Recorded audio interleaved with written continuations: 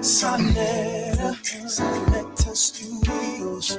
We don't get no better than on us. Consciousness info. Sonetta TV7. You keep it hot 24/7. Keep it hot. The Bible 102. Sonetta TV. Brothers and sisters, I see this as a fraction mathematical symbol. Sonetta is the numerator. Brothers and sisters, what does that mean? Brother Sonetta is on top as the numerator because he is the God of influence. Brother Sonetta is the God of influence and the father of the conscious community. I'm not going to take that away from that, brother.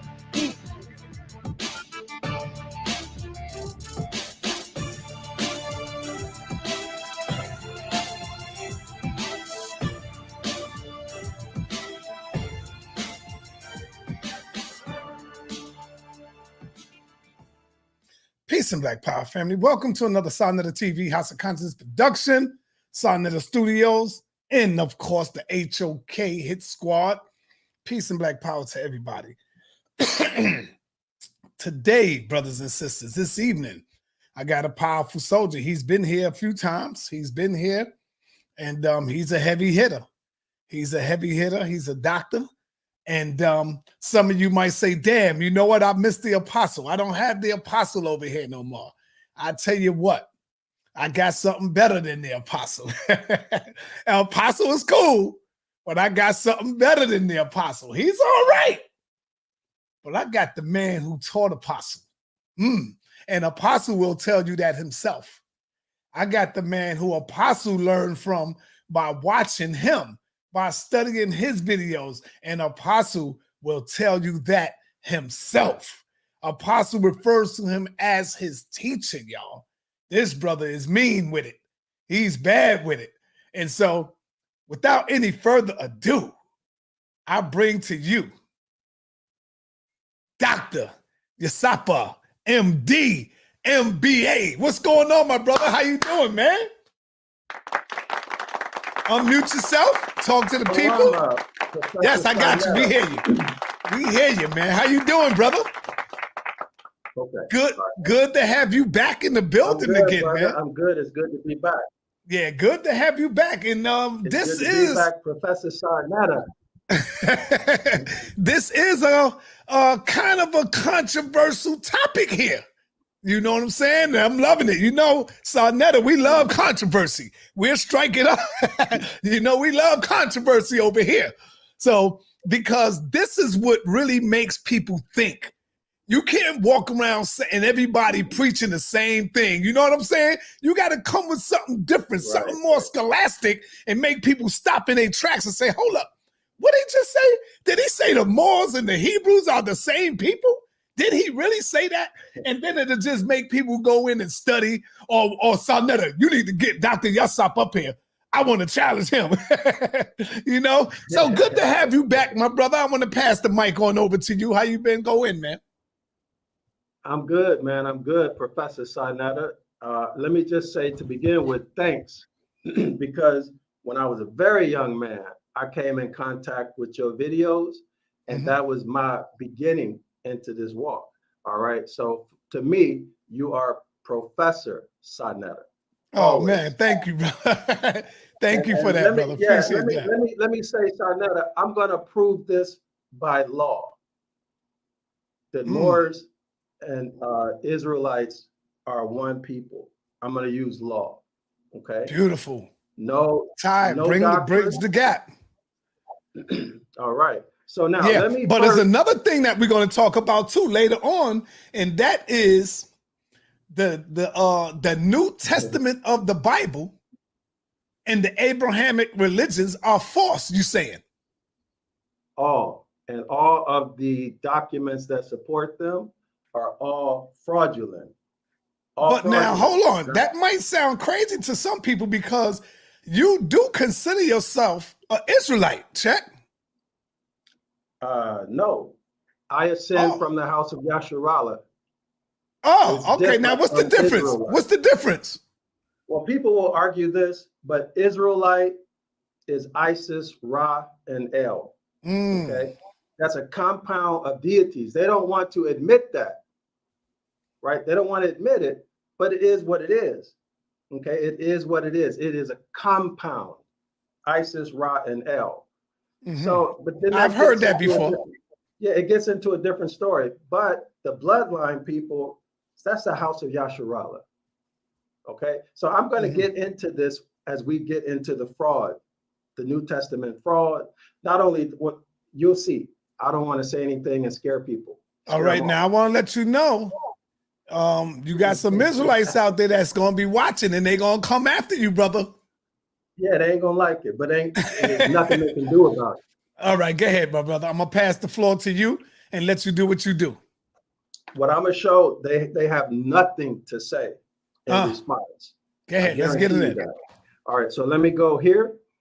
We're going to go to the core scripture that I always go into, because the people need to be prepared to accept or even to consider. Can y'all see my screen? Yes, it's up there. It's up and running. The information that I'm considering. Now, this is Jeremiah 8:8. I'm on the Bible Hub, okay? Now, I'm going to go down to the Amplified Bible, because this, in my opinion, is the clearest rendering of this verse. Now, Sarnetta, note what this says. It says, how can you say we are wise? Now, wisdom is the proper application of knowledge. The verse continues, and the law, that is the instructions or commandments of the Most High, is with us. In other words, how can you say it? How can you say we are applying this knowledge properly? You follow me so far? Yes. Continue. And we are learned in its language. What language? Not biblical Hebrew, not modern Hebrew, but Ibaryath. And its teachings. What are the teachings? The teachings is the law, the instructions, the commandments. So our brother Jeremiah is asking the question, how can you say this and you don't even know the language? So how can you know the teachings? How can you know the commandments if you don't know the underlying language? All right, let's continue. He says, behold, the truth is that the lying pen of the scribes, these are our ancestors, they wrote lies. The lying pen of the scribes have made the law into a lie. A mere code of ceremonial observances. By definition, this is religion. By definition. If someone were to Google search the etymological meaning of ceremonial, you'll see it's religious observances. Now, what is religion other than a series or package of ceremonial observances? Okay, by definition. So what our brother Jeremiah is telling us is that these scribes, our ancestors, introduced religion. Now, he lived right around the time of, he was a young man when the Babylonian captivity began to happen, okay? So he's warning already that our ancestors were writing lies into our records and creating religion. This corresponds to, Professor Sarnetta, the Black priesthood, the secret societies, the dark priesthood, okay? Who started these religions? Now, take note, scholars in the audience who are watching this video, take note that Babylonian captivity happened just before the book of Maccabees was written, okay? Just before the book of Maccabees was written. Now, let me go into some proofs, and then we're going to get into well, I'll tell you what, let's go into the presentation about the Moors. I prefer this. Sarnetta, what you want me to do first? Whatever you feel comfortable in doing, brother. Okay, I'm just listening. I'll go through the, let me figure out how to stop the share. I'll go through the Moors part. So let me close this verse out. Okay. And I got to figure out how to share again. Did y'all see Jeremiah 8:8? Yes. Yeah, that was powerful, brother. That was powerful. I heard that scripture before, but the way you broke it down, it was powerful. See, and there's no way around that, because if you read it from the beginning to the end, there's no escape. It is what it is, right? They changed it. They wrote lies. period.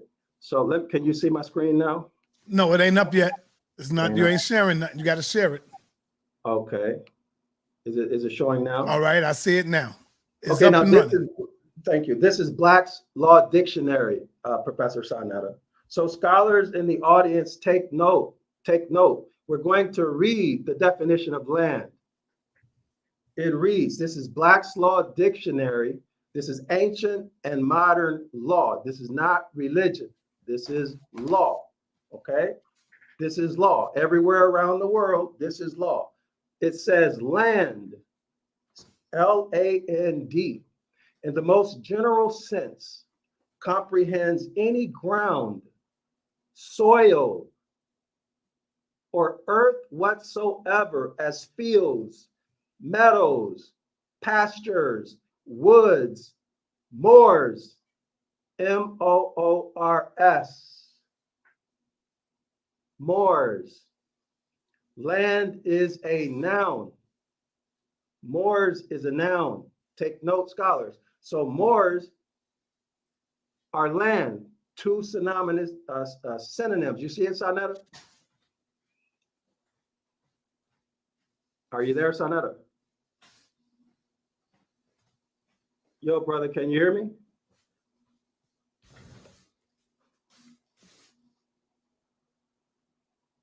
Let me see. I don't know. I don't know if we lost the connection. Let me check. No, I'm here.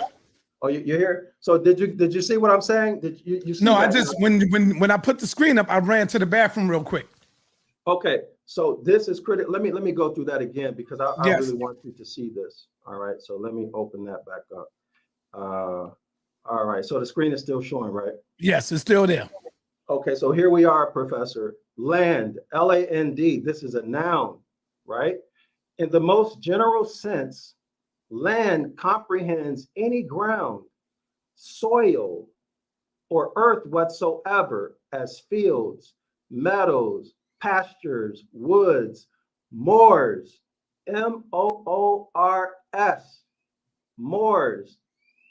The only moor that's going to be a noun is what? Moors, right? Mm-hmm. You know what a moor? Everybody knows what moors are. So now let's go to the next slide. This is critically important, y'all.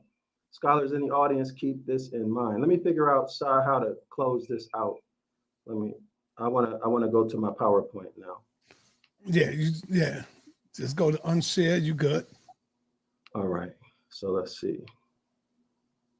Give me 1 second. All right. Let me go to my PowerPoint now. So I think I get this right. Let me see if I got it. I see it. It's up and running. PowerPoint. It's up and running. All right. So I don't know where I'm at here. So, okay. So maybe, wow, this is kind of hard to follow this way. But anyway, let me first show that the word moor for moors is in the Bible. Okay. It was taken out, but I think this Bible, 1535, you see this Morians? Yep. That's equivalent of Moors. O ye children of Israel, are ye not unto me even as the Morians? Saith the Most High, have I not brought Israel out of the land of Egypt, the Philistines and Scepter, and the Syrians? So you see Moors is here, okay? Yep. You see it. Now let me pull up Genesis chapter 2 so that there's no confusion about this, okay? Give me 1 second.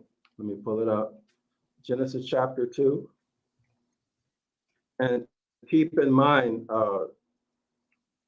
scholars in the audience, keep in mind that we are establishing the fact that lawfully Moors and Israelites are the same people. Okay? Hit that video. Hit that thumbs up, family. Thumb up the video. I see it. You got it up. It's up. Okay. Excellent. Thanks. This is an NIV. I'm only at the NIV because it's at the top. Doesn't make a difference. So we're in Genesis chapter 2, verse 7. All right. So it says, Sarnetta, could you read this for me? Would you mind, and emphasize the highlighted word, please? All right. Okay. It's a little small for me. Okay, It's I'll read tiny it. on my end. Okay, so this is Genesis. Then the Lord God formed a man from the dust of the ground and breathed into its nostrils the breath of life. And the man became a living being. Now let me ask you. Man was formed from the dust of the ground. Isn't that land? Yes. Therefore, Moors and Israelites are the same people. Is that right or wrong? Yes. It's established in Genesis chapter 2, verse 7. Man was created from the dust of the ground. Okay? Now, for those who didn't get it, let me go back and show it again. And as simple as that is, Sarnetta, this is one of the absolute most important verses because it establishes bloodline, and bloodline establishes your right to inherit, or what the Moors commonly call to your birthright. Okay, so let's do it again. Sarnetta, would you mind? Can you see this? I would like for you, if you don't mind. It's kind of little. Okay, I'll do it. Land. The dust of the ground is land. Mm-hmm. Land, the dust of the ground, in the most general sense, comprehends any ground, the dust of the ground, soil, or earth whatsoever. Genesis chapter 2, verse 7, right here in Black's Law Dictionary, as fields, meadows, pastures, woods, moors. Moors. Okay, so now from a biblical point of view, established by law, Moors and Israelites must be the same, because don't they say, Professor Sarnetta, that we come from Adam? Yep. Does anybody deny that? Yeah. And when I say it's too small on my end, don't worry about it, because the people probably got it on their big screen. So don't think it's too small for them. It's on their big screen. Okay, great. So now what does this mean? It simply means that all men, all natural men, Genesis chapter 2, are the rightful heirs of the entire earth. Okay? Why is that? I'm going to bring it out. Let me go back to the slides. Is it easy to follow, Sarnetta, so far, or do I need to? Well, the people might have to go through this a couple of times to get it. You know. Okay. Should I? But it's good as being recorded, so the people can see it. They can always go and review it and do the scholarship on it. Let me put the PowerPoint up, and then we'll get into it. Is it up? Is it showing? Yes, I see it right here. There you go. It's up and running. Okay, it's up and running. All right. So now, Genesis chapter 2, that's the natural man. We hear about the natural man when we deal in law, don't we? It's always a natural man as opposed to the legal construct. Okay. So being a natural man makes us what? Autochthonous, which simply means sprung from the soil. We are autochthonous, sprung from the soil. Genesis chapter 2, verse 7, right? So this brings us right inside of the house, which is the principle of law. These two things, Sarnetta, go hand in hand. Law and land go hand in hand. It is a well-established legal principle. Law and land go hand in hand. In other words, the law was made for the land to protect, preserve, etc., the land. Therefore, Moors are land. What kind of land? Scholars in the audience, portable land. Portable land. Therefore, for example, gold is portable land, right? Silver is portable land. All things that can be taken from the ground that have intrinsic value, meaning nobody has to tell you if you see some gold or silver to pick it up. You know it has value, right? And you know human life has value, okay? So Moors are the substance and subject matter of the law. That means that Moors, not just Hebrew Israelites, Moors make law. Moors make law. We are the gods on the earth. Now, there are 16 nations, according to Genesis chapter 10, Sarnetta. Let me see if I can find the slide. There are 16 nations, okay, on Genesis chapter 10. Each nation makes its own law, right? The house of Yasharallah is one of 16 nations. Our law comes straight from the Most High, which is simply natural law, okay? That's all it is, natural law. The essence of natural law is to do no harm as it relates to human relations. And I'll take you through that if you want a little bit later. But let's get to well, this is interesting. This is interesting, okay? Israelites lineage according to Ezekiel 16, we see that the Israelites, it says here, and say, thus saith the Lord, thus saith the Most High unto Jerusalem, thy birth and thy nativity is of the land of Canaan. So the etymological meaning of nativity is the land that you sprung forth from. All right, everybody understand that. You can Google nativity etymology. I believe it's on the online dictionary, and it's going to tell you the land that you sprung from. That's your nativity, okay? So we are native to the land of Canaan. Well, the Moors tell you that they're Canaanites, right?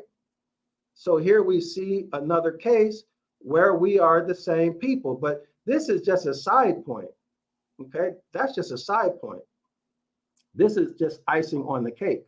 And thy father was an Amorite and a Hittite. So we see Moors. All right. Now let's continue. We don't need to go through these other points. Notice Isaiah 19:25, the King James Version. It's also small for me to see. Let me see if I can pull this up. I also can't see it. I'm struggling to see it. It says here, Isaiah 19:25. Oh, okay. All right. I see. I can expand it. All right. It's much better now. Much better. Okay. Isaiah 19:25, New King James Version. Whom the Most High of hosts shall bless, saying, blessed is my people Egypt. The Most High is saying his people are Egypt and Assyria, the work of my hands, and Israel, my inheritance. So why is he saying that? Because both the Egyptians and the Assyrians are natural people created from Genesis chapter 2, as opposed to Genesis chapter 1, which are the hybrids. Genesis chapter 1 is a completely different creation story that was added into the book of Genesis during or shortly after Babylonian captivity.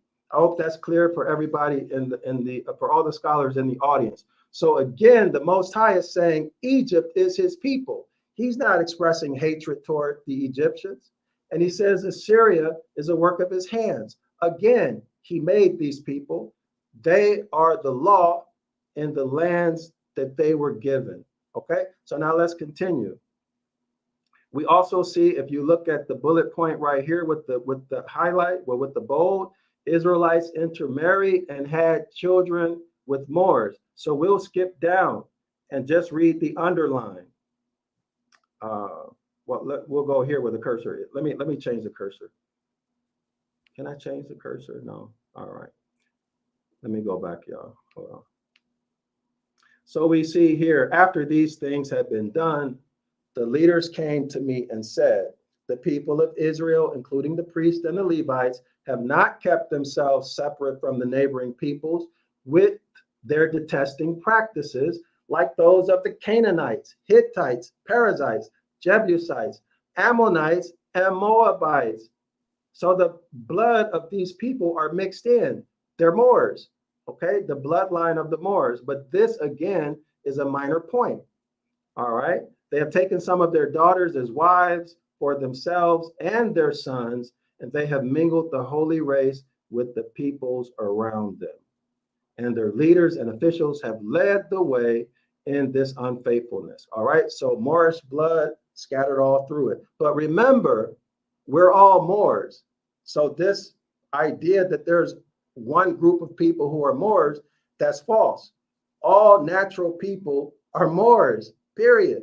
All right. All natural people are Moors. Does not matter which nation you come from. If you're Genesis chapter 2, you are a Moor. All right. So Moors are the gods and the law on earth. And you can believe that. So here we see in Genesis chapter 1, as I mentioned, that this is the creation story by men, powerful men, okay, who created Neanderthal, okay, the hybrid troglodyte nigger who classifies itself as white people today. All right. Esau married into this line, so on and so forth. For those of you who know the story about the Horites, how Esau took Mount Seir, right, and he further enmeshed his DNA with them. Okay. All right. So here we go. Now let's look at some of the divine principles in the U.S. Constitution that relate to this. Now remember, Moors are Genesis chapter 2. We are the substance and subject matter of the law due to the well-established principle that land and law go together. They cannot be taken away. The land is the substance and subject matter of the law. So we put the Horite, well, not the Horites, but the hybrid troglodyte niggers who classify themselves as white people and other hybrids who may have been melanated. We put them into us.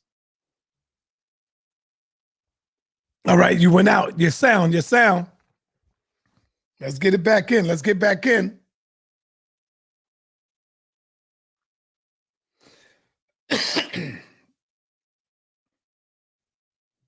Your sound is out. You got to go out and come back in.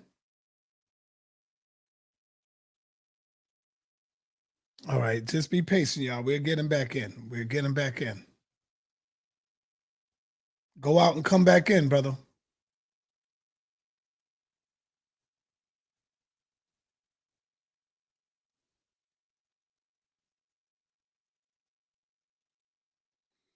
Oh, man, his whole joint came off. His whole joint got lost.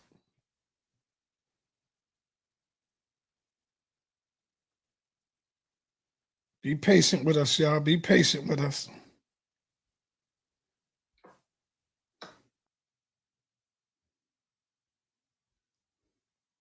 All right, there you go. All right, you back in. You back in now.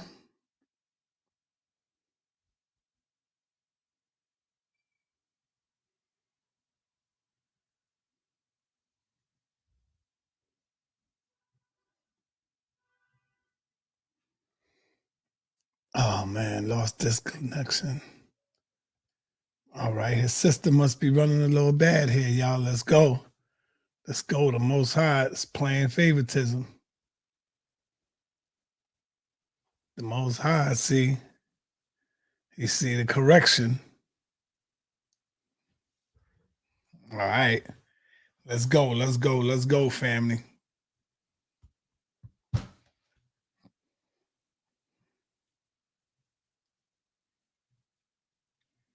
I bet you Apostle watching, because this is Apostle teacher here. Apostle is watching. Trust and believe. I hope y'all get y'all questions ready. I know y'all got some real serious questions for this. The Moors are Israelites as well. And the brother is documenting it in the Bible, and he's showing it to you.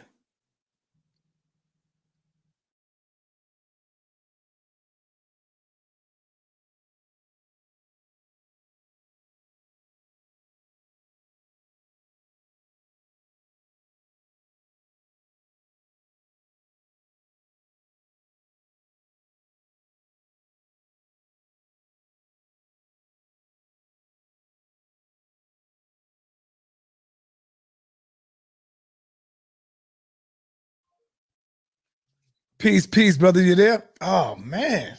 What's going on with your system? Oh, man. The joint went back out.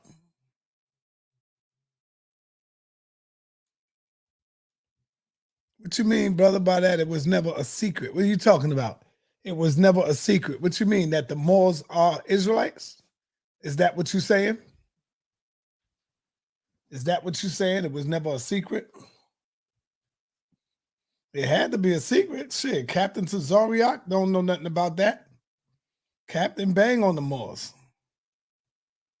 A lot of Israel don't know it though, brother. I know you're saying yeah, but nah, it got to be a secret because Israel don't talk about that.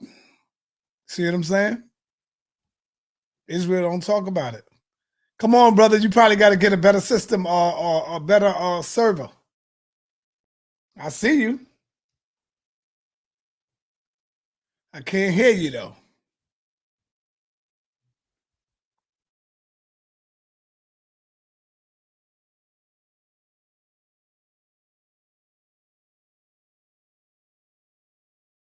All right, he went back out, y'all. It's getting good.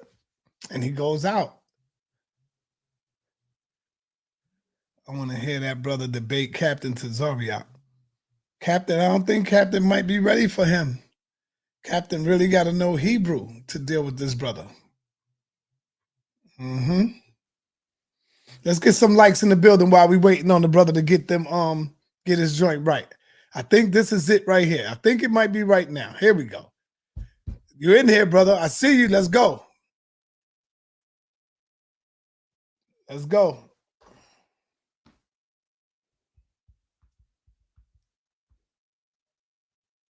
All right. Your presentation is back up. You're running. Now you got to come on in and unmute yourself.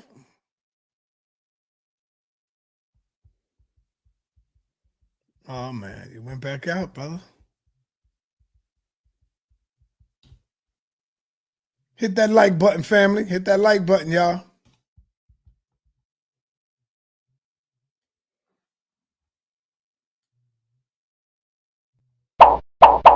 Like the video. Thumb up the video.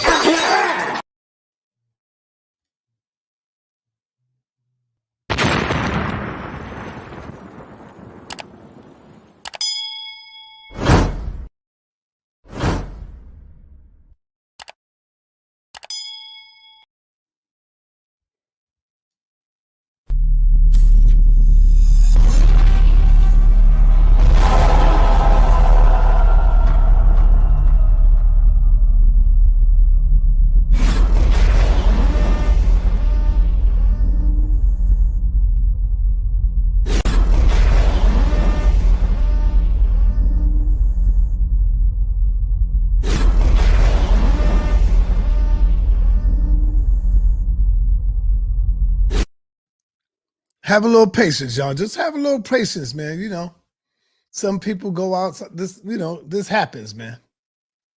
Just have a little patience with our brother. He'll get it right. He's working on it. Trust me, he's working on it.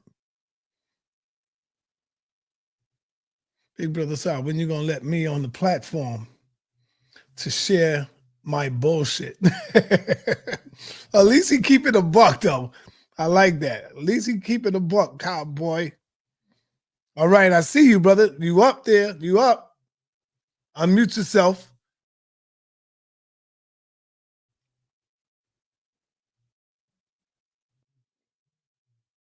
I don't think Tazariak will stay on topic long enough. Peace, Saul. Peace, Saul. All right. Peace. Peace, everybody. H. Millette in the building. Shout out to H. Millette. Of course, Tony Chiba in the building. Let me shout out my people while we waiting. All right. Bond Dog in the building. The Bond Dog in the building. In the place to be. Max Bird. Max Bird.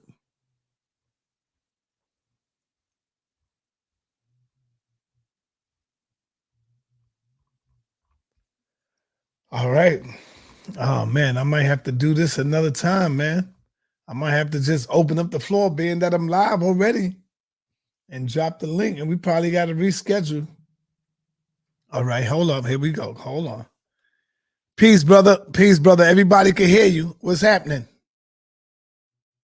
Man, my it's like shut down. I'm gonna restart my computer if you got the time for me to do that. Yes, I got Reset the my time. server. I'm gonna wait for you, brother. Go restart your computer. Let's see if we can get it in. If not, we'll probably be on the line and you'll take questions from the people for now.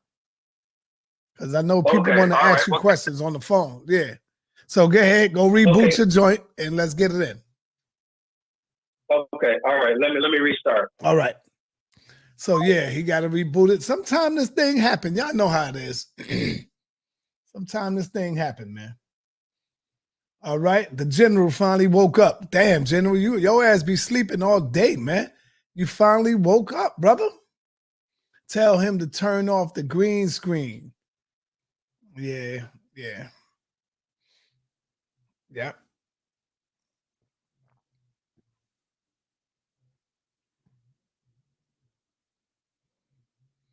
Anybody want to question anything? Yeah, let me know. Let's go.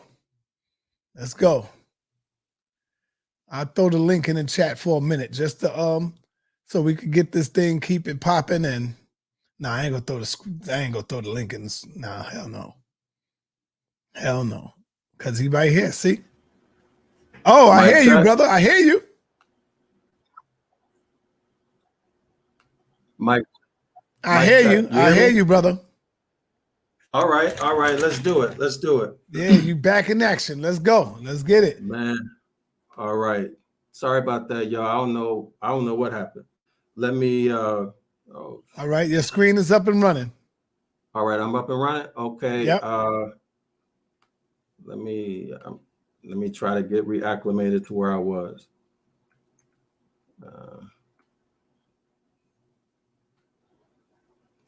All right. 1 second. Okay, so the Moors are the gods and law on earth. I'm going to show this. Okay. Now, again, the colonists, the invaders, those hybrid Europeans, we put them into civilization with the Constitution for the United States of North America. Okay. The organic Constitution. We gave them sovereignty, Article 4, Section 2, citizenship. That's their status. All right. Let's continue. Important to know that is their status. Genesis chapter 2, the natural man, the autochthonous man who is sprung from the soil, you Moors of the 16 nations from Genesis chapter 10, who have your ancestry going back to Genesis chapter 2. You are in fact the law, based on law. Now, let's not talk about it. Let's show it, okay? Now, as I mentioned before, there is an inseparable relationship between land and law. This is a well-established fact, well-established principle in law, okay? Land is therefore the substance and subject matter of the law. In other words, the law was made for the land. Now, the law is made to benefit the land. Moors or land, we saw it. Black's Law Dictionary, 4th edition, page 1019, I believe it was. Okay, so we see that gold and silver are also the substance and subject matter of the law, right? It is the only substances that can pay off a debt. Okay, now let's continue. Y'all can still hear me, right, Sana? Yes, we here. We right here. All right. Mic check. Yes, we hear you. You good. Okay. All right. So let's go back again. Let's go over this. Moorish. So when you hear people say Moorish American, here's what they're saying. Moor with the suffix ish. Okay. That ish is the nativity or country of origin. That's the etymological meaning of ish, I-S-H. Go to etymologydictionary.com/word/Moorish. It will tell you that the ish suffix means nativity. That's where you're born, country of origin. So Moorish American means that you are Genesis chapter 2 man who was born fleshly on the continent of the Americas, right? It is not a religion. It's not a religion. It is a nationality. Now, as I established earlier, before we went, I'm talking about the house of Yasharallah, the so-called Israelites, before we entered into the promised land, we were right there with the rest of the nations, the Canaanites, everybody else, right? Then we went into the promised land, Professor Sarnetta. Then we got kicked out. There's no Hebrew Israelite who denies that we got kicked out of the promised land. When we got kicked out of the promised land, we went right back into the nations that we came out of, and then we scattered, right? Nobody argues that point. Therefore, we are in fact Moorish Americans, those of us who have nativity in the Americas, right? But even those who have nativity in Al-Kibalan, they're also Moors if they're Genesis chapter 2. Now, why is this important? It's important because when you look up Psalms 82:6, it reads, I have said, ye are gods, and all of you are children of the Most High. All right. Now, there are some Moors who will say this only applies to the house of Yasharallah. Okay. But then you get into the whole debate about where does the book of Psalms actually come from? All right. Does it have Egyptian origins? That's something I'll let y'all decide. Okay. But now let's continue. Let's continue.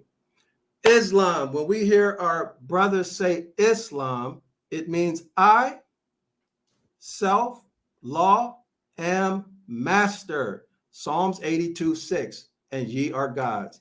I is that consciousness, that condensation of the Most High that is you, a condensation of that all-powerful energy who is the Most High, who is you, that all awareness, all knowing, all powerful is a condensation of the Most High that makes up you, your fleshly body. Okay, that's I. All right. So this is the decision maker. This is the decision maker who does not exist in your physical body. This is pure consciousness, pure intelligence, pure awareness. All right. This is the decision maker who makes the decision, and then your brain and neural circuitry and muscles then carry it out. Scientific fact cannot be argued. Self is the higher self and the lower self. Ain't no such thing as a devil. If you're being evil and nasty, that's an expression of your lower self and how you're choosing to be. Remember, Psalms 82:6, you are the God, you are the power, and you get to be whoever you want to be, right? And you live with the consequences of that. I, self, the L is law. What is law? Land, air, water, jurisdiction. What is jurisdiction? Jurisdiction is law language. What law language do you speak? You better be speaking Genesis chapter 2 law language and natural law. Otherwise, you are considered a 14th, at least in North America, you are a 14th Amendment citizen. You are chattel property, right? You are a slave of the federal government. You have no natural or human rights. Okay, you got benefits and privileges, hence the curses. We'll get into that. Hence Deuteronomy 28, the curses. All right, you cannot talk about Deuteronomy 28 without talking about law. And I'm going to prove that. I'm going to prove it. Now, let's get to Genesis chapter 10, the table of nations. So nations are families, bloodlines, okay? Nations can have a kingdom, okay? So there's a king in the kingdom, all right? Now, there's also empires, which are many nations or more than two nations. That's an empire, hence the Moorish Empire, okay? Again, nations are only families. Families break down into tribes, so on and so forth, right? Until you get to as low as you can go, which is the individual household. All right. So that's where we get the Moorish Empire. Now we're talking definition, legal definition, not religion. Okay. Now let's continue. All right. Everybody should know. Let me figure out how to get out of this screen. I need to go to Jubilees chapter 8, verse 10, so I can show y'all. All right. But before we do that, we see Adam. Adam had a son. His name was Noah. Noah had 3 sons, Japheth, Ham, Shem. And then those of us who are from the house of Yasharallah family, that would be you and I. Okay. This is our lineage. But we all go back to Noah and we all go back to Adam. We're all Moors. Nothing to argue about. Being a Moor is not a religion and it's not a club. There's a divine principle at hand. And if you break that principle is Exodus chapter 20, verse 12. Honor your mothers and your fathers so that it will go well for you, so on and so forth. Now, what does that mean to honor them? Our ancient foremothers and forefathers entered into a contract with the Most High, and they said they would follow his instructions. And they also put us in contract with him also, saying that we would follow the Most High's instructions. Hence, we are bound, duty bound by contract to perform it. We're bound to perform the contract. Therefore, if you deny that you are a Moor, or if you even deny that you are House of Yasharallah, or what a lot of people say, Israelites, you're dishonoring your mothers and your fathers. Because to honor them, you have to live the way they lived, the principles that they lived, okay? The laws that they kept, not like people are doing right now. We followed natural law. That means we observed nature, we learned from it, and then we used it as a tool and also to celebrate. We didn't worship it, okay? So now we got some verses to look up so I can prove this to you all. All right, so give me 1 second. Let me figure out how to get out of this screen so I can pull up Jubilees 8. Like the video, thumb up the video. Let me pull it up real quick. All right. So I think everybody is familiar with Jubilees chapter 8. Let's pull it up. Now we're dealing with Jubilees 8, verse 10, 12, and 29, and then 30. I'll try to remember that. All right. So let me pull it up so we can establish everything so that there is no question. All right. So some reason this doesn't want to work. You got to remove the other one. Move this one. All right. I see it. I see you. Okay. You're up so and running. I see you. Okay. Thank you, Professor. So now here we are in Jubilees chapter 8. This is the pseudopigrapher.com. All right. So now we need to go to, let me take a look. I forgot the verses. We need to go to, was it 9? All right. So let me, oh, here we go. All right. So here we see verse 9. Let's start here. And they divided it, that is the land, that's all of the land, secretly amongst themselves and told it to Noah. So his sons divided the land initially. Now let's look at 10. And it came to pass in the beginning of the 33rd Jubilee that they divided the earth into 3 parts for Shem and Ham and Japheth. Oh, now what are we getting at? We're getting to heir, the rightful heir of Adam, Genesis chapter 2. Who has the right to inherit the substance? Who has the right to inherit the land? It would be these bloodline sons of Noah. This is law, not religion. This is law, not religion, okay? They divided the earth into 3 parts for Shem, Ham, and Japheth, according to the inheritance of each. Okay, now we just established it. There was an inheritance for each.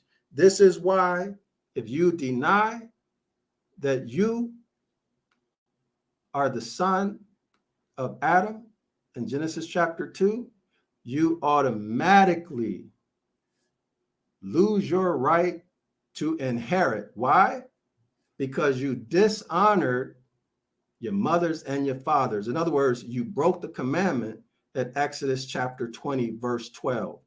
You must honor your foremothers and your forefathers, by living according to the principles and instructions or the commandment that the Most High gave us. Okay.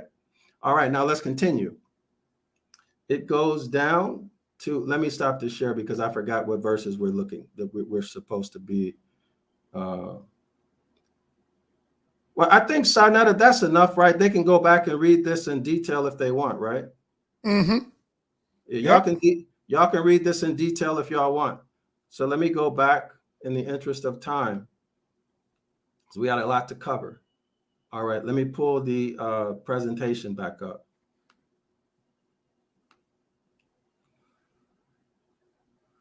Okay, did it show? It's not showing. Which one? This one here? Okay, yeah. Oops. Okay. Yeah. All right. So let me hold on. All right, man. What's going on? Man. Hold on. It's not working right, brother. Let me just try to work with it this way. We're gonna have to do it like this, y'all. All right. I don't know where I'm at. That the other way wasn't working too well.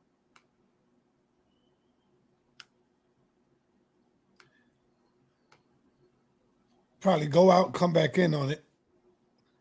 All Exit right. out, unshare your screen, and then come back. Can y'all see it now? Yes, we see it. It's moving. All right. Excellent. Thanks. All right. So now y'all can look on your own time, Genesis chapter, Jubilees chapter 8, verse 10, 12, 22, 29, and 30. You'll see the land allotment right there, okay? Now let's go to Leviticus chapter 25, verse 8, 13, 16, 23, and 24. Now we're going to establish the divine principle, all right? Okay, so if you want to be an heir, you need to accept this. All right, so here's the divine principle. All right, we as Moors have a right to contract given to us by the Most High. We have a right to contract. This is critically important. The right to contract means your ability to do what you want to do. This is your sovereignty, right? Not only to contract like I'm going to buy this or buy that. This is to do whatever you want to do. This is a right that is given to us by the Most High. Otherwise, somebody can come and make you their slave and force you to do what they want you to do, even though you don't want to do it. You will see this divine principle in the Constitution for the United States at Article 1, Section 10. All right. Now, let's talk about ecclesiastical trust. Ecclesiastical trust. If you're Genesis chapter 2, that means you are a rightful heir. You're a rightful heir to the land and all of its resources and benefits that was given to your family. For the house of Yasharallah, let's go ahead and show it. This is Leviticus chapter 25. All right.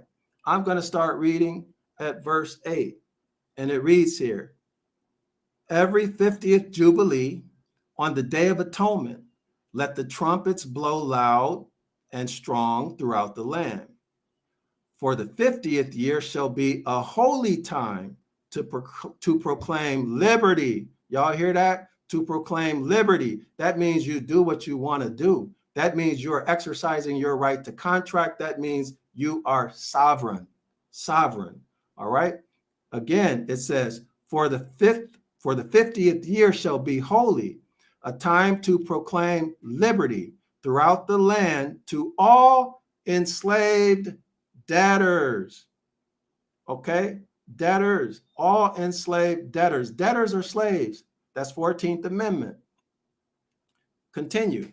And a time for the canceling of all public and private debts. So notice now, a sovereign has no public debt. It should be canceled. Y'all see that? Now let's continue. It shall be a year when all the family estates, there we go. So the Most High gave each family an estate. So what is an estate? Estate is, in this case, this will be an ecclesiastical estate where all of your property is held in trust and settled upon you. Okay, this is the Most High doing it. That means it cannot be sold, you cannot buy it, and you cannot give it away. It cannot be taken from you. What does this mean? That means that anything that is passed down from your generations belong to you and cannot be taken away. Therefore, your land and your rights, you all must remember that land is not physical land. It's also your rights. Your rights in law are property. Okay, your rights are property, and your rights are whatever you say they are. So if you deny that you are a Moor, you're denying that you are Genesis chapter 2, right? Which means you are slave. But we see here the principle of ecclesiastical trust, all right? It's right there. All right, now let's read down a little bit more. Well, no, Sarnetta, I'm going to stop right there with this. So y'all just remember, this is the Rainbow Bible. So y'all go back and y'all read this. And all right, hey, let me go because he's getting ready to stop. Okay. And take questions. All right, baby. You can read about this on your own. So now we're talking about common law, okay? We're talking about allodial trust. Allodial trust, that means you own it. Nobody has, you don't owe anybody. Nobody can take it from you. This is allodial. This is your right to inherit based upon your bloodline. So what is that bloodline? Again, but first let's remember this. Hybrids cannot inherit land. Why? Because they're hybrid. Therefore, they're not the substance of the land because they're not from the soil. They were made in a laboratory. Y'all have to understand what this means.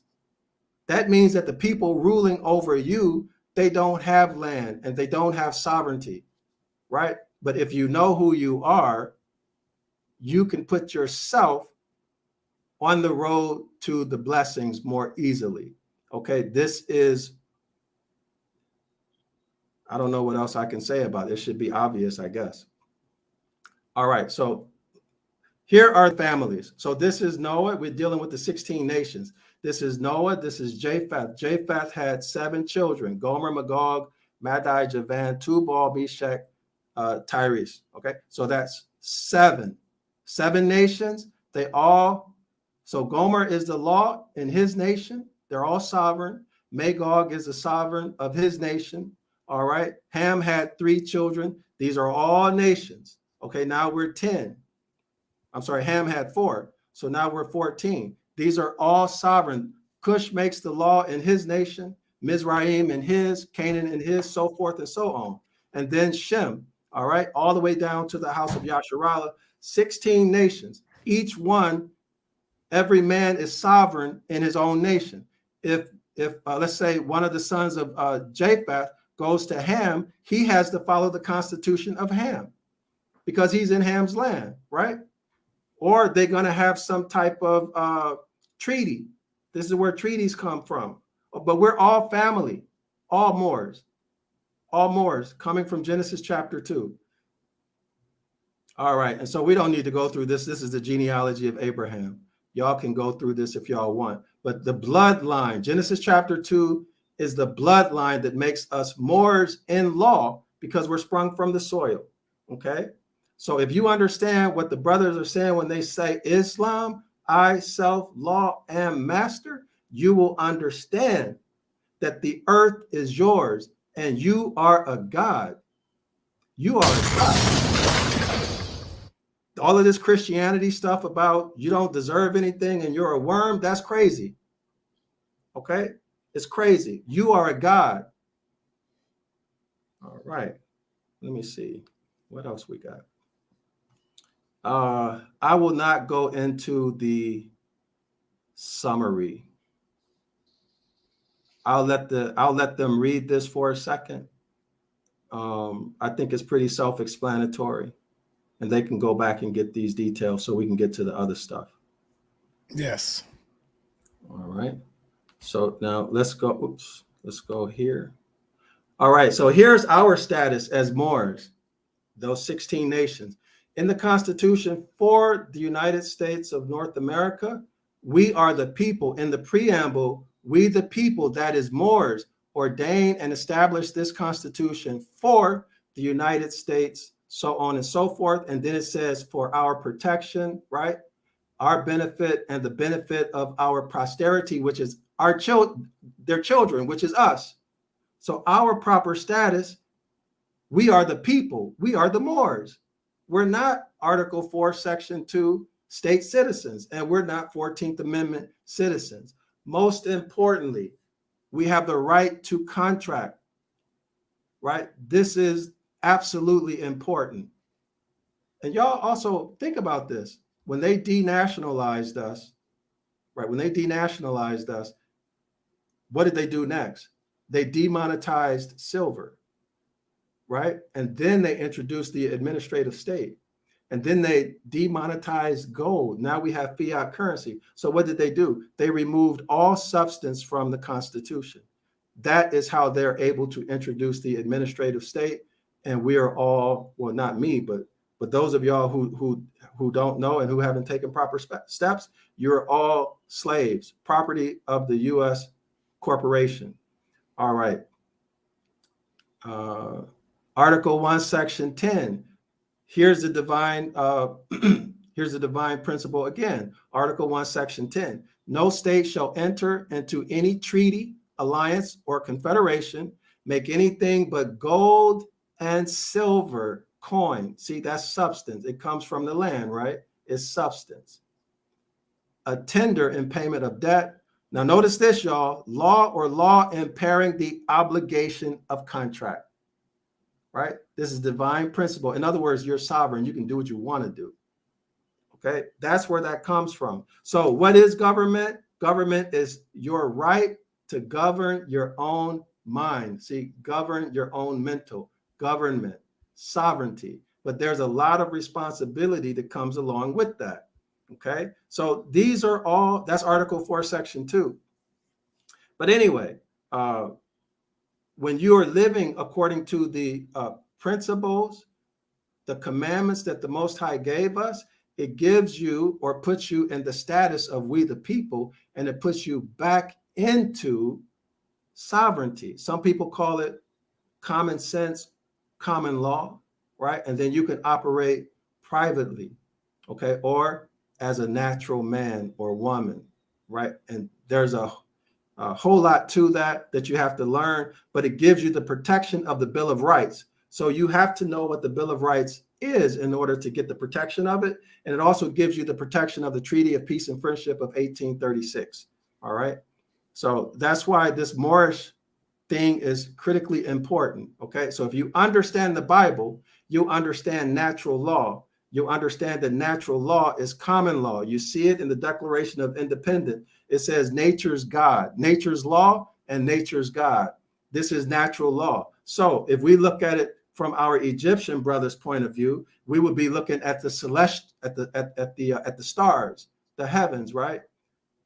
Their regular movement through the sky in relation to the sun and what that means to us as a people.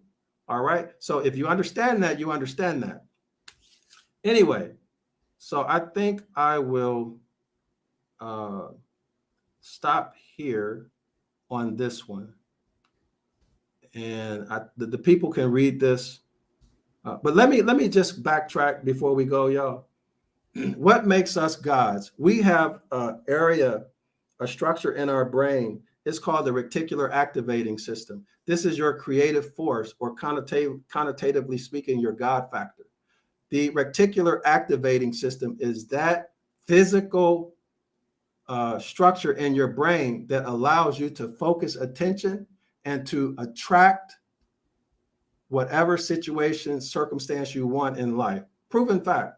In other words, you can do, be, and have whatever you want. But first, you have to know who you are. You're a God. Okay? That's the only way this is going to work for you. Okay? This will not work for you if you think that you're a worm, right? or this other way Christians perceive themselves. You have to see yourself in the most glorious light possible. Right? Now, how do we know this? Because Deuteronomy 28, the Most High offers us in the blessings, Deuteronomy 28, 1 through 14, extreme wealth and a lavish lifestyle and rulership over the whole world. Now, how are you going to take that responsibility if you think that you're nothing? You can't do anything with it. The Most High wants you to be lavishly wealthy. He wants you to walk and express as a God. That's what he wants. Deuteronomy 28, 1 through 14. Y'all go look it up.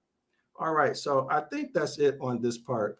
I would just like to conclude, Sarnetta, with reading again from Black's Law Dictionary before we end this topic. Is that okay with you? Yes, go ahead, brother.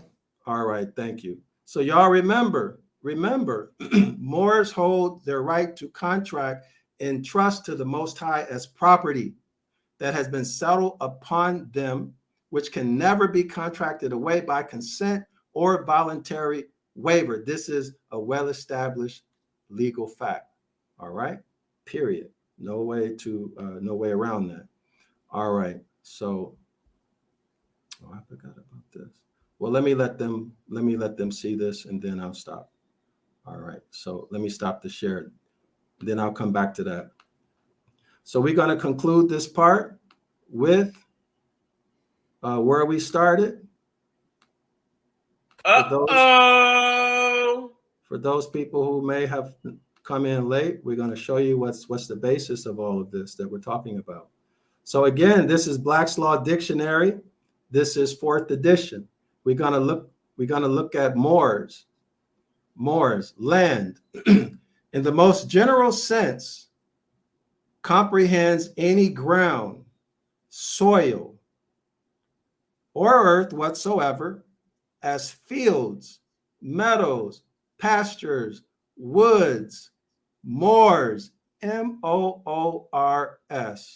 Correlate that again, scholars, with Genesis chapter 2, and now you know exactly who you are. You are a Moor by law. You are a Moor by law, whether you like it or not. It has absolutely nothing to do with it. You are Moor. Okay, so in fact, I think I'm just going to show Genesis chapter 7 just so we have symmetry with it, and then we close this topic out. Yeah, one more thing real quick. Yes. Answering the foolish people that be, this got to be a idiot. And he says, and this is going to stop black people from killing. How? This information is not about trying to stop black people from killing. Stop being foolish. Stop being ignorant. All right. This information is simply to give you understanding of history of the Moors, of who are the Moors, who are the Hebrews. That's what this information is for. It's not going to stop black people or white people or you yourself from calling yourself a nigger, because you already got that nigger mentality. You see, a nigger was created in America. So you already got that nigger mentality just by writing this type of stupid stuff. Crazy. I'm sorry, brother, but go ahead, man. Okay, thank you. All right, so let's close out with symmetry. So there's no confusion for those people who came in late. We're in Genesis chapter 2. This is the NIV version. We're in verse 7. Genesis chapter 2, verse 7. We're going to establish the lawful status of the man who was created in Genesis chapter 2. Here it is, the highlight. Then the Most High formed the man from dust, from the dust of the earth. Then the Most High formed the man from the dust of the earth. All right, that's it. We see that we are Moors. Case closed. All right, now I have to find, okay, Sarnetta, I'm finished with that part. Okay, so where are we going now? We're going to get into the hoax. Oh, uh-oh. We're going to get into the hoax. And I'm going to go back to Jeremiah 8 for those people who may have came in after I presented that, Professor. So please just bear with me so that they will have an idea of what we're doing. Okay, so we're in Jeremiah 8:8 in the Bible Hub. We're going to go down to the Amplified Bible version. Any of these versions would do. I'm using the Amplified Bible version because it's the English is more easy to understand. All right, it says here, Jeremiah 8, verse 8, how can you say we are wise? Now, wisdom is the proper application of knowledge. Jeremiah is saying here, how can you say we are applying knowledge properly or correctly? And is a conjunction. The next thought is, and the law of the Most High is with us. So how can you say the law of the Most High is with us when you don't even know if you are applying the knowledge correctly? Everybody get that, scholars in the audience. And we are learned in its language. What language? Not biblical Hebrew, not modern Hebrew. Ibaryath. This was way before there ever was a biblical Hebrew, and y'all gonna see, you're gonna see the story. So keep your thumb on this. You're gonna see the story about biblical Hebrew. Okay, keep your thumb on that. And you are learned in its language, which is Ibaryath, and teachings. What are the teachings? The teachings are the instructions, the commandments, the Most High's laws. So in other words, you don't know the language, right? If you don't know if you're properly applying the Most High's instructions, how can you say the Most High is with us? Jeremiah goes on, he says, behold, the truth is that the lying pen of the scribes, see, lying pen, the scribes wrote lies into these records. Jeremiah lived contemporarily with Babylonian captivity. So he was stating what was happening right as that was happening, okay? The lying pen of the scribes, our ancestors, who were most likely secret society members, right? These extremely brilliant scribes, professors who decided to go bad, okay? What did they do? The lying pen of the scribes have made the law into a lie. All right. So now, who can ever say that the whole Bible is true when Jeremiah is clearly warning that there are lies in it? Powerful teaching right there. Thank you. Thank you. All praises to the Most High. Clearly lies in it. So now we need to investigate. We need to investigate to identify these lies. The most effective way to do this is through linguistics and philology. All right, that's the most effective way to do it. Now, the lying pen of the scribes have made the law into a lie, a mere code of ceremonial observances, which is by definition religion. What religion came out of Babylonian captivity or shortly after? Judaism. Judaism is not a nation. It is a religion. People join it from all different nations. They join it, and they have their own ceremonial observances. It's their stuff. It's not ours. It's theirs. What religion came next? Christianity followed Judaism. Okay, now that's the Gospels, which are in fact having their origin, meaning they were written by the Coptic Egyptians, okay, or the ancient Egyptians in Alexandria. Fact. Secondly, they were translated, I'm talking about the Gospels, they were translated into Latin first. Latin first. And we know this because certain words like Christus and Jesus, they maintain their Latin suffix, even in the Greek. Okay? Good Greek says that you'd have an OS suffix. Okay? The Latin suffix is US. But in the Greek, those Latin suffixes remain. Now, I'm getting my this information about the Gospels being initially written in Alexandria, Egypt. I'm getting this from a book called The Devil's Pulpit, written by Reverend Robert Taylor. And he exposed the secret society's teachings that the Gospels are astrotheology. Okay, now y'all can go out and get this. This book was written in 1857, right? 1857, it was written. Actually, it was compiled from a series of lectures that was given in the 18 teens, 1820, something like that. And then it was compiled into book form in 1857. And he uses philology, so linguistics, he uses history, the church fathers' writings, and he establishes all of the claims that he makes and the evidence based upon those sciences. Okay, so that's where I got that. So according to him, he's saying that the gospel was initially written in Alexandria, Egypt. It is an Egyptian document that describes the course of the sun through the 12 zodiac signs of the sky. Now, that's according to him, right? And it was first translated into Latin, and then after Latin, it was translated into Greek.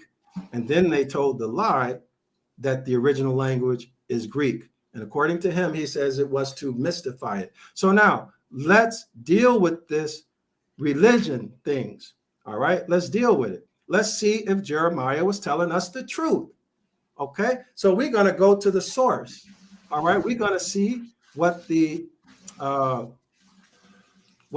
Israelite people have to say for themselves on the topic. All right, it's always better to let them to see what they have to say. So now let's check the history. Okay, this is the history, and as far as I know, there's no Hebrew Israelite group who denies this history. All right, I don't know of any Christian group who denies the history that we're going to read right now. So as y'all can see, we are on the Israel Ministry of Foreign Affairs website. This is the Israel Ministry of Foreign Affairs website. So y'all can check this. We are at history, follow the highlight. So we're going to read through this. It says history, Second Temple period, return to Zion. Y'all see that? Second Temple period, return to Zion. Okay, now let me first establish something. I forgot to do something, y'all. Give me 1 second. I forgot to go into this. So let me pull it up. Mm-hmm. All right, let me pull this back up. I need to show y'all a scripture first. All right. Now, Sanetta, may I ask you a question? If you Yes, don't mind. go ahead. All right, let me ask you, if someone called you up and said, we want you to pay this $50,000 jet fuel bill that you got from the jet fuel you bought from us last week. All right. Now, first, let me ask you, did you buy any jet fuel last week? No. So how far is that conversation going to go when they're telling Oh, you? that's a hang up call. I'm hanging up because I would look at it like, man, this got to be a prank. There's nothing else to talk about, right? Nothing else to talk about. Okay, excellent. Thank you. Now let's use scholars in the audience. Let's use that same line of reasoning. Okay, that crisp, intelligent line of reasoning. Okay, no sacred cows here. All right, y'all. No sacred cows here. So let's go to Deuteronomy chapter 29. This is the NIV. This is the NIV. Doesn't matter what version you use. It's all the same. Zion Law School, we use all the versions. All right, so here, Deuteronomy 29, verse 1. These are the terms of the covenant. What is a covenant? In modern times, we would say contract. See, Sanetta, we're dealing with a contract. Again, contracts. Contracts are for commerce, right? Mm-hmm. You have a right to contract. Okay? We're dealing with airship, but that's another story. But now we know the setting. These are the terms of the covenant that the Most High commanded Moses to make with the Israelites in Moab. All right. In addition to the covenant, so on and so forth. Now let's go down. Let's go down. All right. So verse 14, Deuteronomy 29, verse 14. I am making this covenant with this oath, not only to you who are standing here with us today in the presence of the Most High, your power, but also with those who are not here today. So who are these ones who are not here today? Clearly, this would be their children, right? Their seed, right? Now, correlate this, scholars, with Genesis chapter 2, okay? Right? The 16 nations, okay? Correlate with Genesis chapter 2. In other words, this is an inheritance, okay? We're entering into a contract. Remember that contract, Deuteronomy chapter 28, the Most High says he's going to give us many, many tangible, concrete gifts, things that you can touch, feel, right? Tangible things, not a wish and a relationship, okay? So those are your birthrights, okay? Tangible and intangible. Your right to rule is an intangible birthright, right? Your status as a Moor and a sovereign, not a sovereign citizen, but a sovereign Moor, we the people, okay? These are part of the of your birthright, okay? We're talking about a contract where property is exchanged between generations. I hope everybody see that. Now, let's go to verse 16. And Sonetta, I'm going to read through just a couple, okay? Before I get to the point, I just want to set the stage. Verse Deuteronomy 29:16 says, "You yourselves know how we lived in Egypt and how we passed through the countries on the way here. You saw among them their detestable images of idols, of wood and stone, of silver and gold. Make sure there is no man or woman, clan or tribe among you today whose heart turns away from the Most High, your power, to go and worship the powers of those nations." Note that. Make sure there is no root among you that produces such bitter poison. This bitter poison has to do with the curses. Now, y'all take note. There's only one thing out of all of the commandments that the Most High listed here, and that's what? That's going and bowing down to these other powers. Everybody take note of that because this is important. Very, very important. Now, it says in 19, when such a person hears the words of this oath and they invoke a blessing on themselves, thinking, assuming, I will be safe, even though I persist in going my own way. In other words, I'm not going to follow the instructions that the Most High gave me. They will bring disaster on the watered land as well as the dry. Now, that has to do with the curses, right? Those are part of the curses. Now, note 20, Sonetta, note 20. The Most High will never be willing to forgive them. The Most High will never be willing to forgive them. Now, Sonetta, may I ask you, Professor, is it true or false that Christians will tell you that the only unforgivable sin is blasphemy? But here we see that that's not true. When you call on these other deities, the Most High says he will never be willing to forgive you. All right. Never means at no such time, without exception. Now, notice what happens here. Notice what happens here. We go to 21. Let's jump down here. All right. It says, all the curses written in this book will fall on them, and the Most High will blot out their names from under heaven. The Most High will single them out from all the tribes of Israel for disaster, according to all the curses. See, all is 100%, the whole.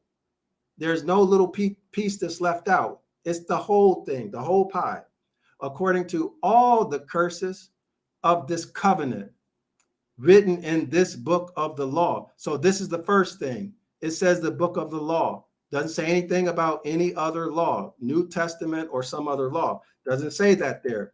It directs our attention specifically to this book of the law that was given through Moses. All right, that's the first thing. Keep that in mind. Now, we're getting to the point. Okay, this is the point. And I want every Hebrew Israelite leader to explain this to your members or your congregation, your assembly, your camp. Explain this, okay? 22, your children who follow you in later generations and foreigners who come from distant lands will see the calamities that have fallen on the land. What land? Of course, the promised land. And the diseases with which the Most High has afflicted it. 23, the whole land. Now, what's the definition of whole? We need to look this up. We need to look it up. A whole land, whole. Let's see, where are we? Okay, so here we are in the Cambridge Dictionary. Right here, it says whole. 1, complete or not divided.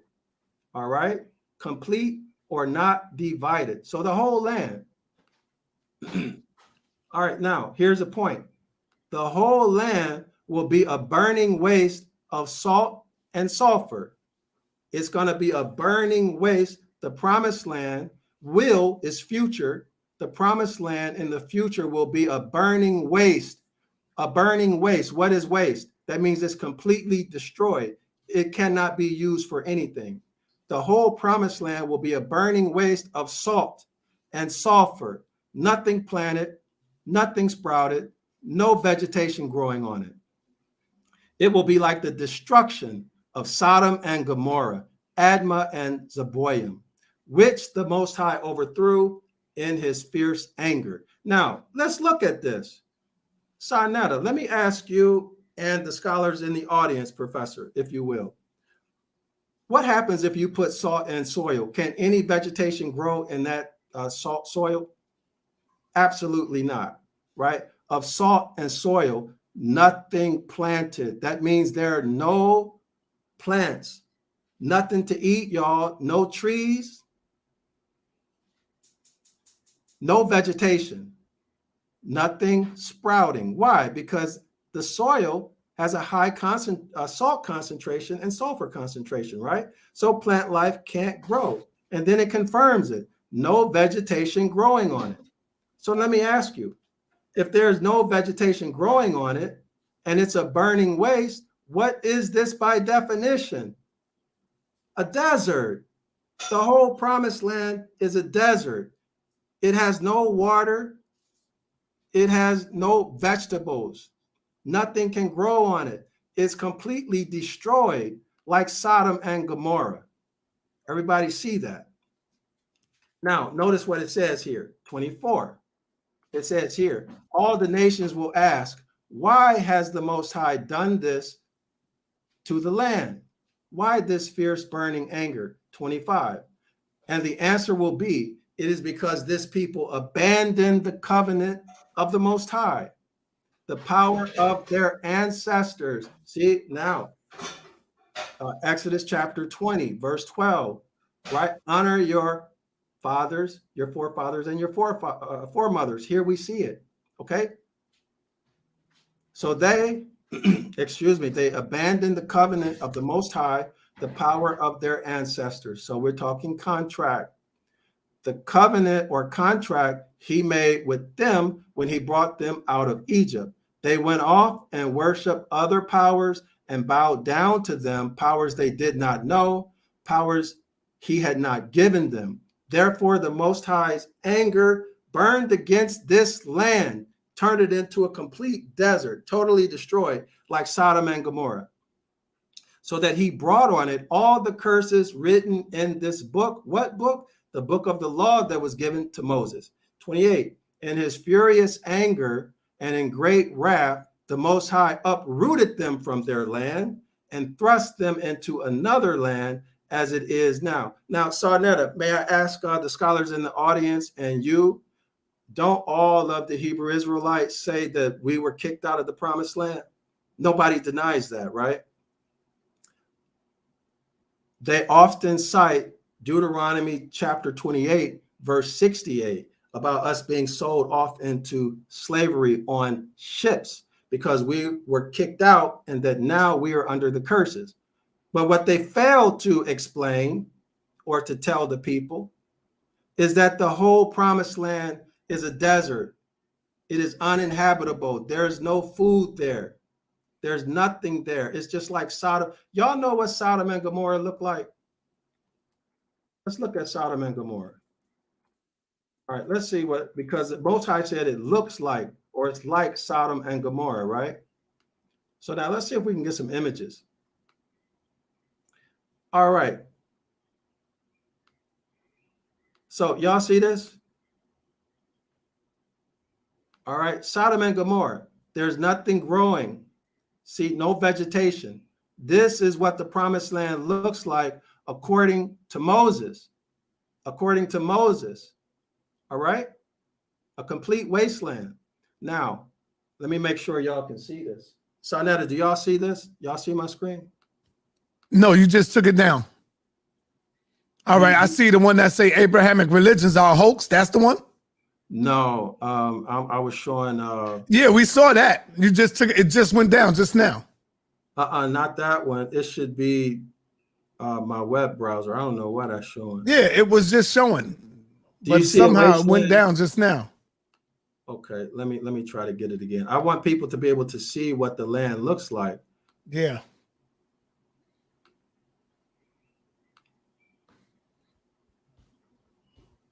All right. A lot of people say things like, and I know sometimes it hurts people when I talk, but the shit is real. When they say, oh no, I'm an Israelite. I'm an Israelite. I beg to differ. You, to me, a lot, not everybody, it don't fit everybody, but a lot of you Negroes out there that say I'm an Israelite, I beg to differ. You just a nigga that knows how to read and study and memorize the Bible. Because you niggas don't apply none of the science, none of it. So mix me with all of that. Show me through your actions and through the Bible and through the deeds that you're living what it says. You're a bunch of niggas who memorize scripture. And that's not being an Israelite because you know how to memorize some scripture. That's not being an Israelite. It's your actions that count, man. That's right. All right. Go ahead, brother. Thank you for that. So y'all see the cursor? This is how Sodom and Gomorrah looks. It's a complete wasteland. Yeah, we see it. No, nothing planting. The promised land looked just like that, right? This is how the promised land looked. It's a complete waste. Let me show a desert. Let me show a desert so people can have an idea. And it's not me saying it. It's what Moses said, right? We just saw it. Deuteronomy 29. We just saw it. Moses said that the promised land would be a desert when we get kicked out. Y'all see this? A burning waste of salt and sulfur, nothing planted, nothing growing. That's by definition a desert, a burning wasteland. Everybody see this? Now let's go back to the verse so y'all can and just look at it open-mindedly, y'all, right? Not based upon what you've been taught, okay? But what it is, see it for what it is. That's all I'm asking y'all to do, right?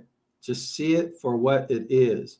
And then let's go back to Deuteronomy 29, and then we can move forward, right? So this is the case, Sarnetta, where you get that phone call and they say you owe $50,000, Right? right?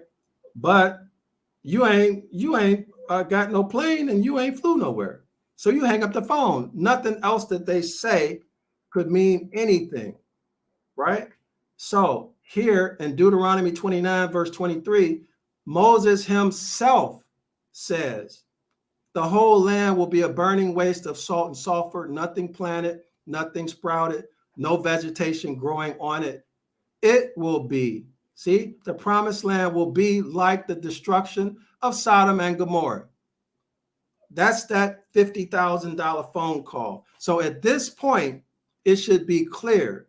The condition of the promised land is a desert. Now, let's go look at the history that they have sold our people and that we've been pushing, ignorantly pushing.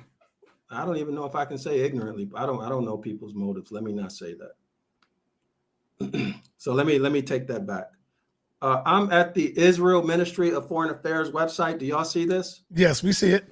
Okay, now let's go through this. Now remember, according to Moses, he said the condition of the promised land is a desert.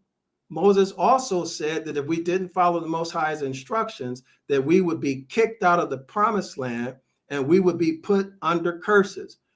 Every Hebrew Israelite says that we are under the curses. So if we are under the curses and we've been kicked out, the promised land has to be a desert. Okay? No way around that. Now, let's look at this fraudulent history. I'll begin reading here. So this is the history of the Second Temple period, the return to Zion. What is Zion? Zion is the promised land, y'all. Could they have returned to Zion when it was a burning waste like Sodom and Gomorrah? No vegetation? Nope. They could not. So right off the jump, using our analytical mind, critical thinking, we know that this is not true. Cannot be true. For this to be true, Moses has to be a liar. Moses has to be a liar. All right, let's continue reading.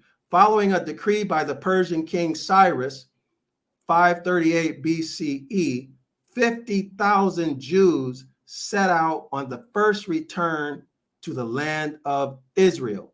This cannot be true. According to Moses, the land of Israel, the promised land, is a burning waste. Now, let's continue. So that means we have to call in question this popular image, don't we? Mm-hmm.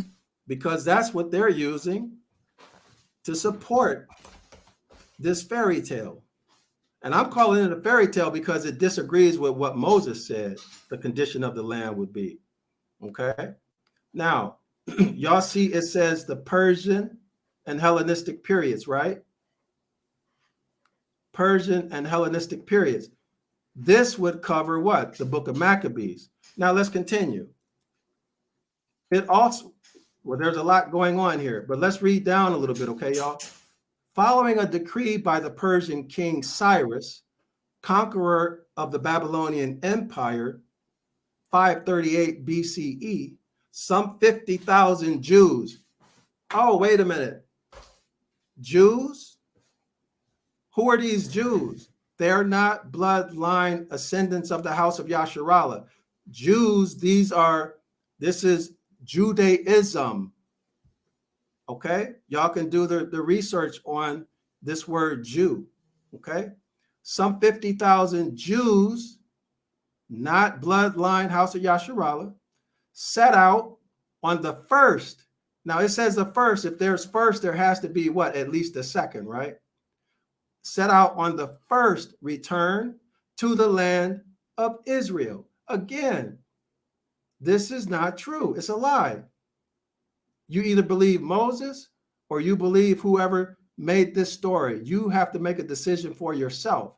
Led by Zerubbabel, a descendant of the house of David. Less than a century later, a second return. So less than 100 years later, more Jews return to the land of Israel.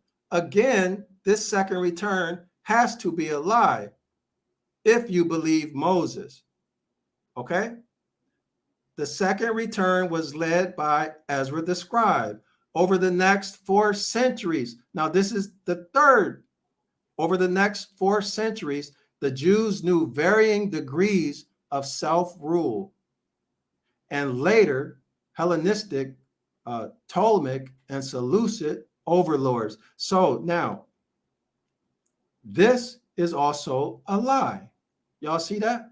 This is a lie. But let me stop the share. I want to show y'all something. I want to show you this. All right? I want to show you this. Let's go to Exodus chapter 19. Okay? And we're going to establish a very, very important fact. I'd like for y'all to deal with it. Those of you who are leaders amongst the Hebrew Israelites, I want you to deal with this and let the people know. I would like to know your explanation of what's happening here. This is Exodus chapter 19. Exodus chapter 19. Let's begin at verse 7. This is the NIV. Is my screen share working, Professor Sanetta? Yes, your screen is up and running. Okay, thank you. Exodus 19, verse 7. So Moses went back and summoned the elders of the people and set before them all the words that the Most High commanded him to speak. Verse 8, the people all together, okay, said, this is what they said, quote, we will do everything the Most High has said. See, now, y'all, we as a people, as a children, are bound to this contract. Exodus chapter 20, verse 12, we must perform the contract. Honor your foremothers and your forefathers. The Moors say, honor your ancient foremothers and your ancient forefathers. That's what the Moors, so we're saying the same thing. Next line. So Moses brought their answer back to the Most High. All right. Now, notice this, Professor Sarnetta and scholars in the audience. The Most High said to Moses, I am going to come to you in a dense cloud so that the people will hear me speaking with you and always put their trust in you. Let me read that again. I am coming to you in a dense cloud so that the people will hear me speaking to you. Sarnetta, what's the meaning of so? All right, it means, scholars in the audience, so means for the purpose of, right? For the purpose. I'm coming to you in a dense cloud for the purpose, or so that the people will hear me speaking with you. And they will always put their trust in you. So the Most High gathered the people together at the event where he gave them the commandments. The whole purpose was for what? So that the people would hear with their own ears the Most High speaking to Moses, right? They heard it themselves, all of them. What was the purpose of that? So that the people will always put their trust in you, Moses. So the Most High wants us to always put our trust in Moses, because the Most High gave the law to Moses himself, right? This is the deal. Okay, now you can, scholars in the audience, y'all can accept this or reject it. But what you have to admit is that it is written in Exodus chapter 19, verse 9. The whole purpose of the people being gathered at the mountain was so that they will see and hear the Most High speaking with Moses, so that we would always put our trust in Moses. That means if it comes between Moses and some prophet, we are to trust Moses. And what is trust? Trust is what you do based upon evidence, things that actually happen. Faith is your belief in something that has not happened. The Most High didn't say have faith in Moses. The Most High said trust Moses because of all the things you saw and you heard that I did through him. Now, when we go back to that Israel site, now we can deal with this. We can deal with the science. All right. So who are you going to believe, scholar in the audience? Are you going to believe the person who wrote this story on this website? Or are you going to believe the person who wrote the book of Maccabees? Or are you going to believe Moses? There never was in history any wars between the Jews and the Greeks. All the book of the Maccabees are a fraud, according to Moses, who the Most High said we are to trust. So who are you going to trust? You're going to trust your camp leader, your church leader, your Moshe Moreh, your pastor? Or are you going to follow the Most High's instructions and honor your ancient foremothers and forefathers? Follow the Most High's instructions at Exodus chapter 20, verse 12? Or are you going to listen to them and continue carrying your curses that the Most High told you he would put on our ancestors and us until we follow his instructions, which are simply at their essence, natural law. All right. And what does that mean? In human relations, it just means don't harm anybody. Okay. In the physical sciences, it means we observe, right? We observe these natural phenomena that the Most High has created. For example, the sun and its movement across the sky. The sun and its movements across the sky indicates the seasons, okay? And other things too. But natural law, you cannot make a cell phone with religious doctrine, but you can make a cell phone if you master physics, if you master electronics, if you master material sciences, so on and so forth. This is the mastery that the Most High expects of you, okay? Not bowing down to an external deity, begging them to give you a better life when you can use what the Most High gave you at birth to get what you want out of life. And you don't even, well, let me keep going, y'all. I don't think, well, Professor Sinetta, do you think we need to go further in? Well, let me read this paragraph. This paragraph says the repatriation. Yeah, you don't want to give them too much. Let them, let this shit marinate in their bellies, and we can open up the line for question and answers. Okay, well, can I just do one thing? Yes, go ahead, brother. Go ahead. Let me. I want to just check. It's been a long time since I did this presentation. I want to make sure go ahead. I'm not missing anything. I'm taking a look at my. Oh, let me just show some of this. I won't get into it, but I want to give the scholars something where they can do their own research. And y'all have to remember, scholars in the audience, you have to take control of your own mind and your own learning. That's your responsibility. Don't rely on people. They may be honest, but they may honestly not know. And and they're telling you something that's harmful, right? Your screen is sharing.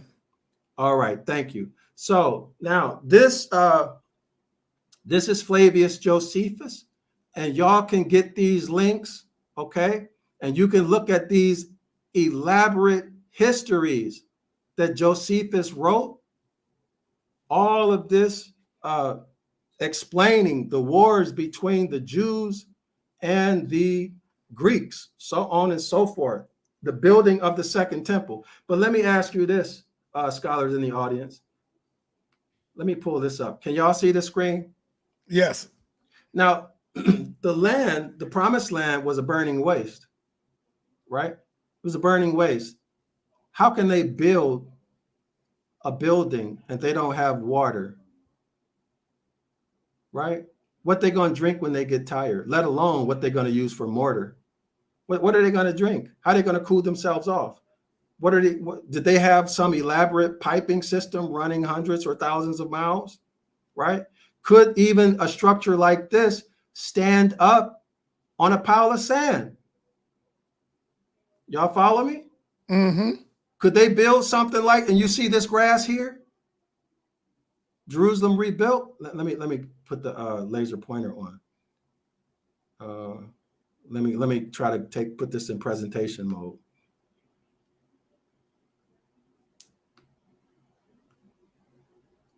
Let me try to put this in present. All right, so here we go, laser pointer. So this is impossible to even build anything, let alone here they have grass. There's nothing growing. How could they build this? How could they cut the stone and it's bone dry? Right? Mm-hmm. How could the Christ figure be baptized in water and there's no water there? In fact, the Gospels say that the Christ figure was born in Nazareth and Bethlehem, but it's a burning waste. So how could he be born in a desert where there's no vegetation, no water? Y'all see that? Yeah. Impossible. There's no water there. He could not have been born in Israel, the promised land. It was a burning waste. Good point, brother. Now, who y'all gonna believe? You're gonna believe Moses, like the Most High said, who brought all of the people at that mountain so that he could speak to Moses and the people would hear and see the Most High speaking to Moses. He did that for moments like this, where you have to make a decision that's going to affect the rest of your life and your children. You're going to carry those curses, or you're going to be motivated to return to the Most High and start to live the way our ancient foremothers and forefathers lived, by principle. They followed the Most High's instructions. They didn't just read and yell and scream at people. They didn't do that. They lived according to the principle, the natural law of do no harm. Who you going to believe? The gospel writer? Or you're going to believe Moses? You're going to believe your camp leader, your church leader? There's no water in Bethlehem. There's no water in Israel altogether. It was a burning waste. Y'all know what burning means, right? A burning wasteland. So how he going to be out here with no shirt on in the summer, getting baptized? I hope this is clear. Now, I need to say something about the prophets. We need to call the prophets out. All messianic prophecies are now called into question as Jeremiah 8:8 occurrences. Let me repeat that. If the promised land was a burning waste, according to what Moses said, and I accept what Moses said, that means then that any prophecy relating to a Christ figure is by necessity a fraud. Let me show you some prophecies. Now, this is simple reasoning, y'all. This is just simple reasoning. And I hope nobody's feeling offended, but it is what it is. It's what we got to do, right? It's what we have to do. Let me pull this image up for y'all. Let me pull the image up. Give me 1 second. And it doesn't want to show. Hold on. All right. So let me see if I can get this another way. So all of the messianic prophecies, analysis of the prophecies. So let me try to get this, y'all. I just want y'all to see. I'm not going to go through these. I'm going to show them on the screen so that it is memorialized in the video. And then y'all can go, if you want, one by one and check these out, right? Go one by one and check them out. So you can see that the people who conquered us, they are wordsmiths, right? They're wordsmiths. They use language and stories to conquer us, capture your imagination and enslave you through stories, right? Through stories. So here we are at a website. Professor, can you see my screen share? Yes, yes. All right, here we are. Thank you. Messianic prophecies in Isaiah. All right. Now, y'all remember Jeremiah 8:8, the lies that were written in scripture. Okay. Messianic prophecies in Isaiah fulfilled at first coming. All of these, if you believe Moses, are lies. Cannot, Jeremiah 6, verse 1 through 5, impossible. The promised land was a burning waste. All right. Isaiah 6:10, all of these, the virgin birth occurred in Judea, right? Or Nazareth, or wherever, in the promised land. It is a lie. If you believe Moses, who wrote the gospel? You don't know, right? It just says the gospel according to, right? So you need to make a decision, scholars in the audience, who you're going to believe, right? What lies at stake? You remain cursed and suffering, or you return to the Most High, reclaim your heritage, and move your way toward the blessings, which means the material wealth, the lavish wealth, the status, the rulership of the earth, and all good things. And it's not The Most High is not skimpy. He's promising you a lavish lifestyle, extreme wealth. All right, read it for yourself. Deuteronomy chapter 28, verse 1 through 14. All of these prophecies, according to Moses, are impossible. The entire volume of, in fact, let me show it. So I'm going to stop right there. There are a lot more. I want to show the Maccabees. Let me see if I can spell this right.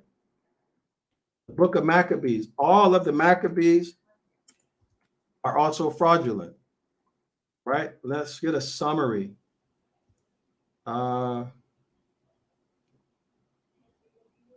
Let's see if we can get a summary of the book of Maccabees.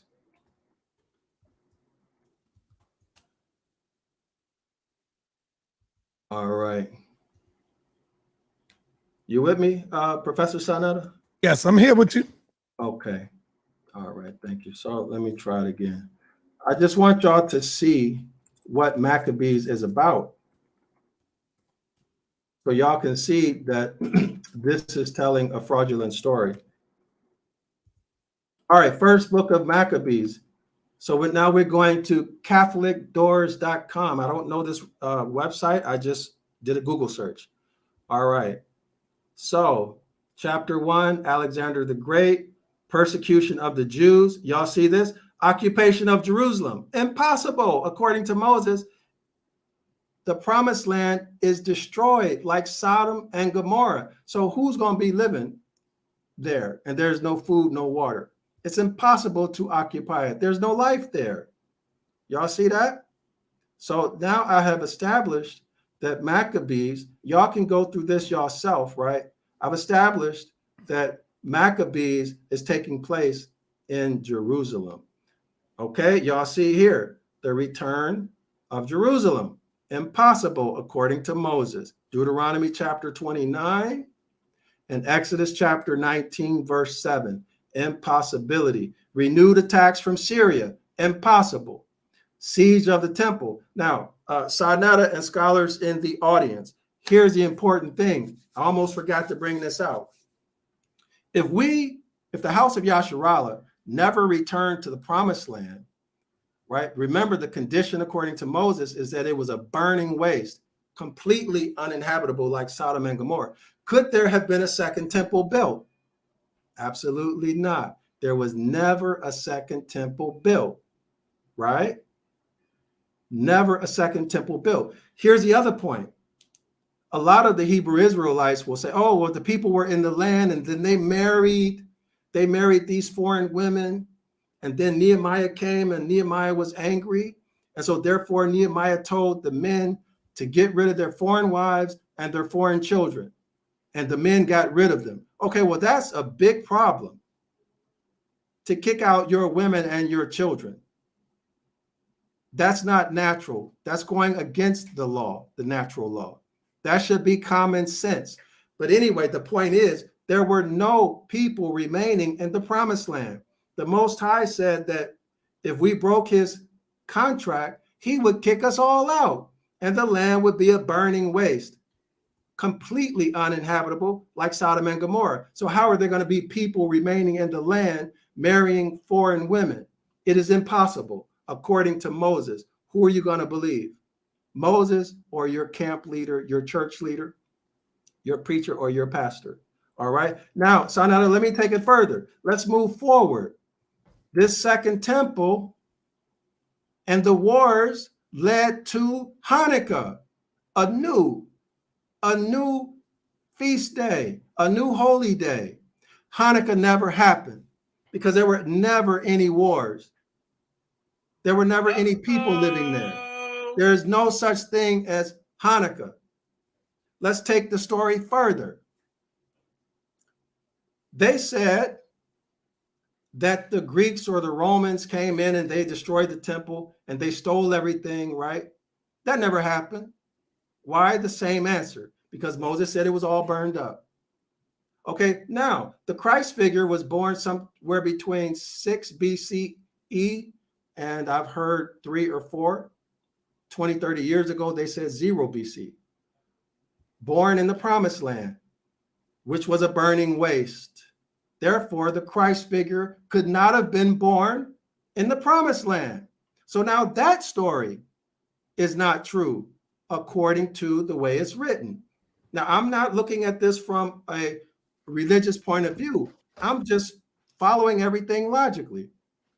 There's no Christ figure born in the promised land. Therefore, all of Christ's prophecies are not true. He prophesied, according to the story, in Judea, right? And what did he prophesy? The big prophecy. The big prophecy was this.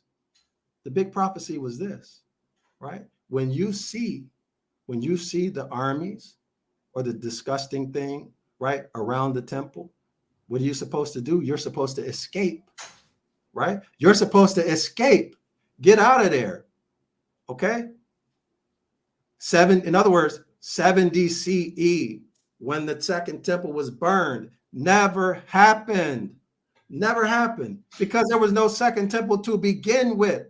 Therefore, that whole Christ prophecy, preaching the good news of the kingdom and all of these things are fairy tales, mythology, according to Moses. And I'm not trying to hurt your feelings. I want to connect you back to your family.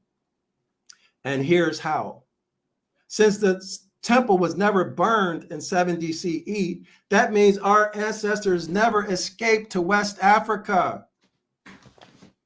That means that the Africans never sold any Hebrew Israelite into slavery.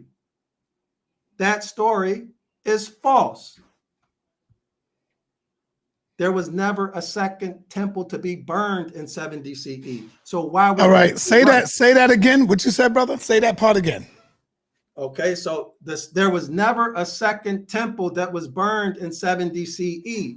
Therefore, since the promised land was a complete burning waste, uninhabitable, there were no Hebrew Israelites who ran and escaped Roman torture and war, who ran and escaped to West Africa and lived and settled, who were then sold in slavery by Africans. That is a lie. It never happened. So all of you Hebrew Israelites, y'all hear this? Come on. all you Hebrew Israelites who are coming against our brothers in Al Kibulan, you need to stop. Those are our brothers. They never did you any wrong. And you know what? I might have you on the panel because I'm supposed to be doing a show probably tomorrow with the HOK Hit Squad. You know, I built the HOK Hit Squad in preparation for the Arm and Raw Squad and the Dagger Squad because they got some heavy hitters over there.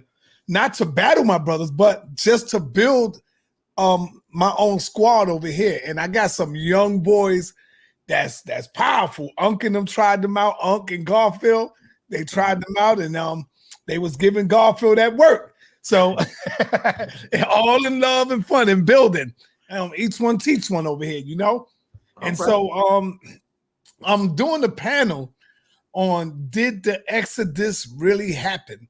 So, you know, I might have a panel of maybe 3 Israelites and a hit squad over here. And I would love for you to be on there, to be probably on the panel. Okay, sounds good. You'll shut it down. You know the Hebrew, you know all that. You know. Sounds good. Yeah, and there's a brother out there that's a bad dude. He go by the name of TruStorian. So, you know, I definitely had to get the his squad ready for a brother like that because TruStorian be out in them streets doing some goddamn research all over the place, man. So I got to be prepared. My squad, I've been already preparing them for this dude in case we make any contact with this dude here. You know, him and his right hand man, Rob Bourne. So them two there, they like Batman and Robin out here. So I got to stay sharp and we got to stay prepared when them dudes come through. You know. All right. Yeah. So, Professor Sai, I appreciate that. Let me just state this. Since we were not there and we were not sold, now what is the implication of that for the transatlantic slave trade? Oh, man. Oh man, that's a good question. Good question. So I think that concludes. So let me ask you, brother. Let me ask you, being that you are a most high believer, do you believe that Israelites came over here on the slave ship? We got scholars that say no, that never happened, and brothers in Israel say yes, they came over here on the slave ship. Well, So be very careful now, because that's a question that's been going out for a while. yeah, Were they Israelites on the slave ship? My understanding is this. The Promised Land spans multiple continents. And when we got kicked out, that's why we were dispersed to the four corners, as it were. And it's possible that some were put on ships, but the vast majority, from my point of view, the vast majority were already here. But we must remember, there's not just the transatlantic slave trade. There's a trans-Pacific slave trade that the Hebrew Israelites never talk about. But in Manila, this is the Philippines, the trans-Pacific slave trade went on for 320, 30 years, all right? And it was the central port, Manila was a central port for our brothers over there in Southeast Asia who were captured, put on ships called the Manila galleons, and sold, delivered into Cancun, Mexico, and into forced servitude. They were called chinos. All right. So this idea that the Hebrew Israelites say that we're the only people who ever experienced cargo slavery, that's absolutely false. It has no basis in history. There's the trans-Pacific slave trade. So say hello to your Southeast Asian brothers, because they fulfill Deuteronomy chapter 28, even Deuteronomy 28, verse 68. All right. Okay. I want to get some questions because I got to roll out not too in a few. Okay. So let's open up these phone lines, y'all. You can come back in front of the screen. All right. Let me see. Let's open up these phone lines, y'all, and we're gonna open it up and get some of these callers calling in. I don't know if I turn my camera on if I'm gonna lose the connection. You want me to try to turn it on? Or no, if you don't, no, you ain't got to. Don't worry about it. All right. Yeah, as long as we can hear you, you good. All right. Peace and Black Power family. What's your name and where you calling from? Yeah, this is Apostle. All right, we got Apostle in here. The student is calling in first, man. What's happening? Yeah, I had to call in. You know, DrYasapa is my Hebrew Ibaryath instructor. He's the brother that taught me about the Ibaryath. So Ibaryath means instructor or teacher? No, Ibaryath is the language we call Hebrew, Paleo Hebrew. He's the brother that taught me. He's my instructor. Okay. Abrahamic, and we have had discussions. As a matter of fact, we even had a discussion together on this presentation before he presented it to you. And DrYasapa knows how I feel. I have nothing but respect for DrYasapa. How you doing, Doc? Shalom, Apostle. It's good to talk to you. Good to talk to you. Yeah. So I see we made it happen. It took a while. Sarnetta was, acting up and everything, but it took a while. No, sir, this brother been on my show for I think 3 to 4 times already. Right. But I mean, I've been trying. I talked to you about 2-3 months ago about it. Yeah. He's been trying. So we, back and forth. I gave you the number, but you got it done, and he made his presentation. I disagree with it, and he knows that. But I have nothing but love and respect for the brother because my foundation instruction as far as the Paleo, Ibaryath, Hebrew, if it wasn't for this brother, I wouldn't know what I know. All right. So, Apostle, do you believe that Hebrews was enslaved in Kemet in Egypt? Oh, yeah. Oh, okay. Well, your teacher said no, brother. I understand. I understand. He know. I mean, he was my teacher, and early on, he believed in the Old Testament only, and I believed in the Old and New. That didn't stop me from getting information from him. Okay. That doesn't stop me from getting information from other brothers that are Old Testament only. We can learn still. I can still learn from other people that though we don't agree in everything, it don't mean that we can't agree in some things, right? Okay. All right. Even with my Kemet brothers, I can find agreement with them in some things, even though we don't find agreement in a lot of things. Yeah. So, even though your Bible tells you you should not abhor an Egyptian, for you was a stranger in their land. Yeah, I understand what abhor means. What it means, brother. What abhor means. Here we go again. To do unjustly, to treat unjustly, man. Okay, there you go. I go with that. Yes, that's cool. I go with that. Right. To treat unruly, to hate just for hate's sake, without cause. In other words, be angry but sin not. Now, my instructor says that's the words of Christ.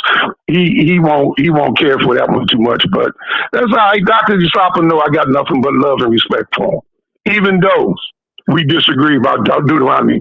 See, because I say Deuteronomy 29 is a Jeremiah 8 and 8 experience. Because see, I think Jeremiah 8 and 8 is throughout the whole book.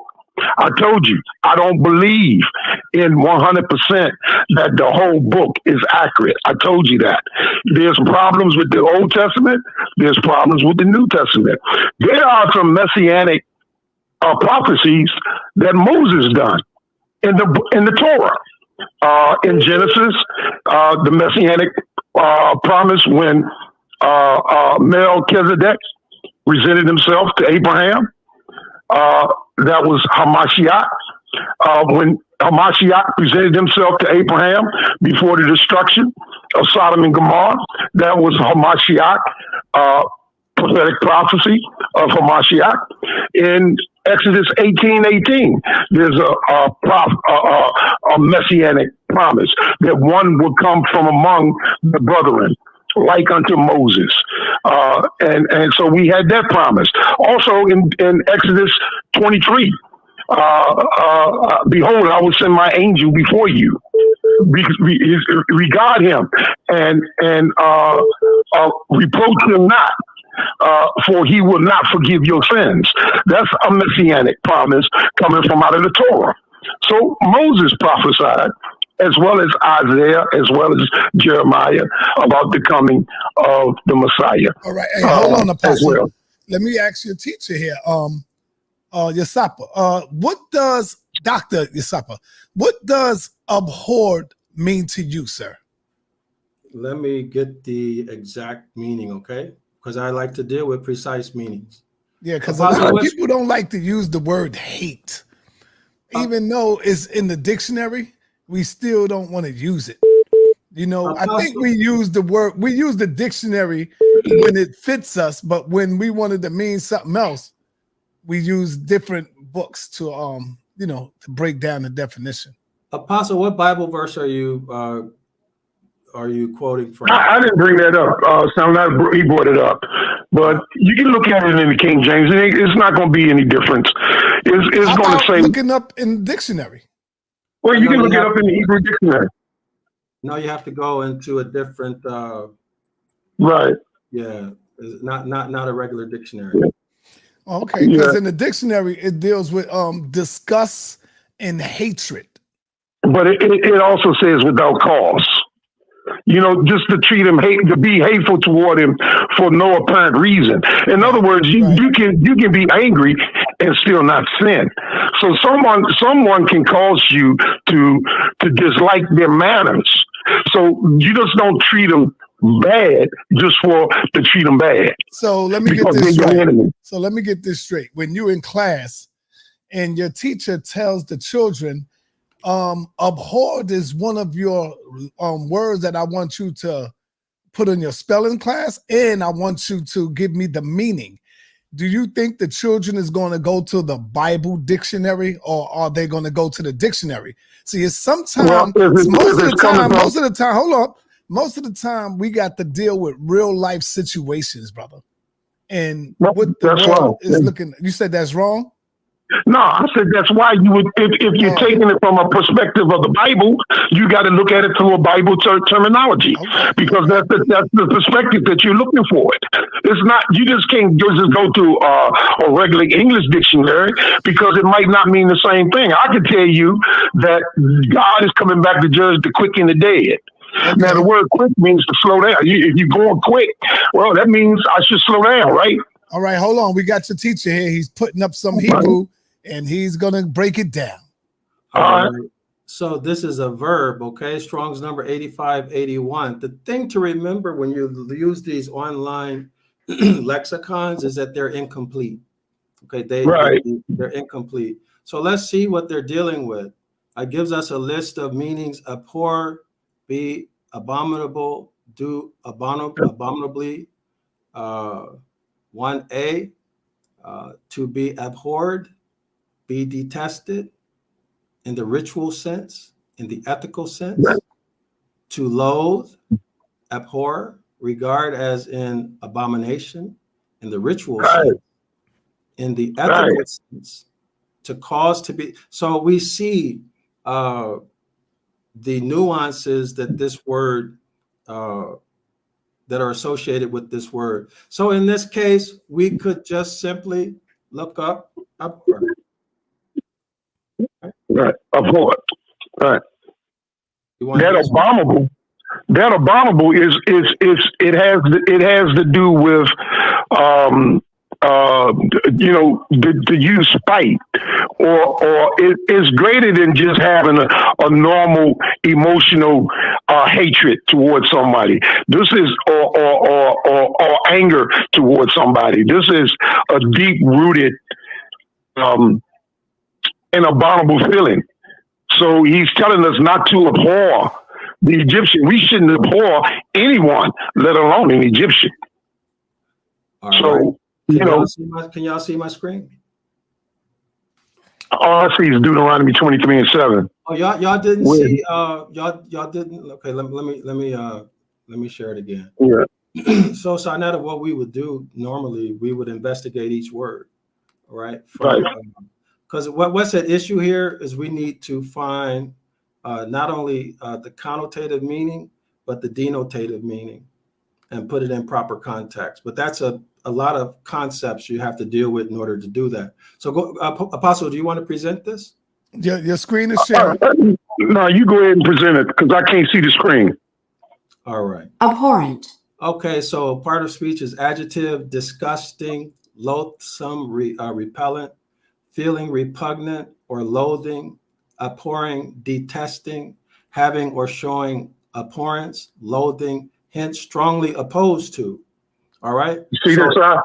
These are the various nuances. So you could take it a step further and look at the etymological meaning. But typically what we would do is we would look at each one. Okay. Right. Now, it's not a good practice to define a word with the word. Okay. So these are poor quality. Now here's something else. This is the free dictionary. So we see now when we look at the meanings, we don't look at just one meaning. We look at all the nuances. Okay. And there's a conceptual science to doing that. But here again, you see, this is not good. They're defining a word with the word itself, right? Right. But we do see, don't look at an Egyptian as being disgusting or something loathsome or repelling, right? So to me, that's good enough right there. And that right there by itself, it condemns a lot of Israelites, man. That right there condemns a lot of brothers who claim to be Israel, because all they do is bang and go in on Kemet. Well, Kemet goes in on them. That's a back and forth both ways, ain't that right? But guess what, though? Guess what? You are the one that's supposed to be humble, because you not say, really. That's Christianity, man. That's Christianity. Brother, let me finish. That's Christianity, bro. Let me finish, brother. Let me finish what I'm saying. Yeah. Y'all the ones that supposed to be humble because you say you follow and believe in God. You say that you trust and love God. You say that the Most High is going to kill you if you don't follow the laws and orders and statutes of the book. So you supposed to be more in tune with the book than we are, because according to y'all, hold on, according to y'all, we are the goddamn savages, okay? Yeah, but see, the so thing come on, is, brother. You don't supposed to act like us. no, That's see, what I'm saying. Think about that. That's Christianity, man. That's that whole thing about, but see, God is a God of love, but he also is a God of wrath. You know, God has destroyed more people than I can ever begin to destroy. The bottom line is that particular text, it goes beyond just the mere words of hate. The normal affections that we will have for someone. If somebody came in your household and destroyed your family and killed your children, you're going to have a certain emotional attached to that, where you're not going to be loving that individual. Everybody is not going to be like that sister that they came off the stage and combed that white girl's hair after she shot that black man in his apartment. Everybody is not going to respond that way. Right. Some people are going to be angry and upset. And what it's saying is that you can be angry, you can be upset, but just don't hate for hate's sake. That's what it's saying when it say war in Egyptian, because the Egyptians slaughtered our children. They killed our children to stop Moses from being born. They slaughtered thousands of our children. Okay. So we're not supposed to be sitting back here talking about. He's trying to cut in. He's trying to cut in. Okay. I just wanted to take a look at some more possible renderings, right, or meanings. It says, causing intense displeasure, disgust, resentment. In other words, do not have intense displeasure toward an Egyptian. Do not have resentment toward a Egyptian, right? So you can go on, depending on how deep you want to take this. So, right. I don't want to get into what y'all doing. I just want to share. I just want to share this information. Everybody can make their own decision about. Now, Now, go ahead. Finish saying what you're saying. Go ahead. He's done. I'm done. I'm done. Okay, so let me say, Apostle, man.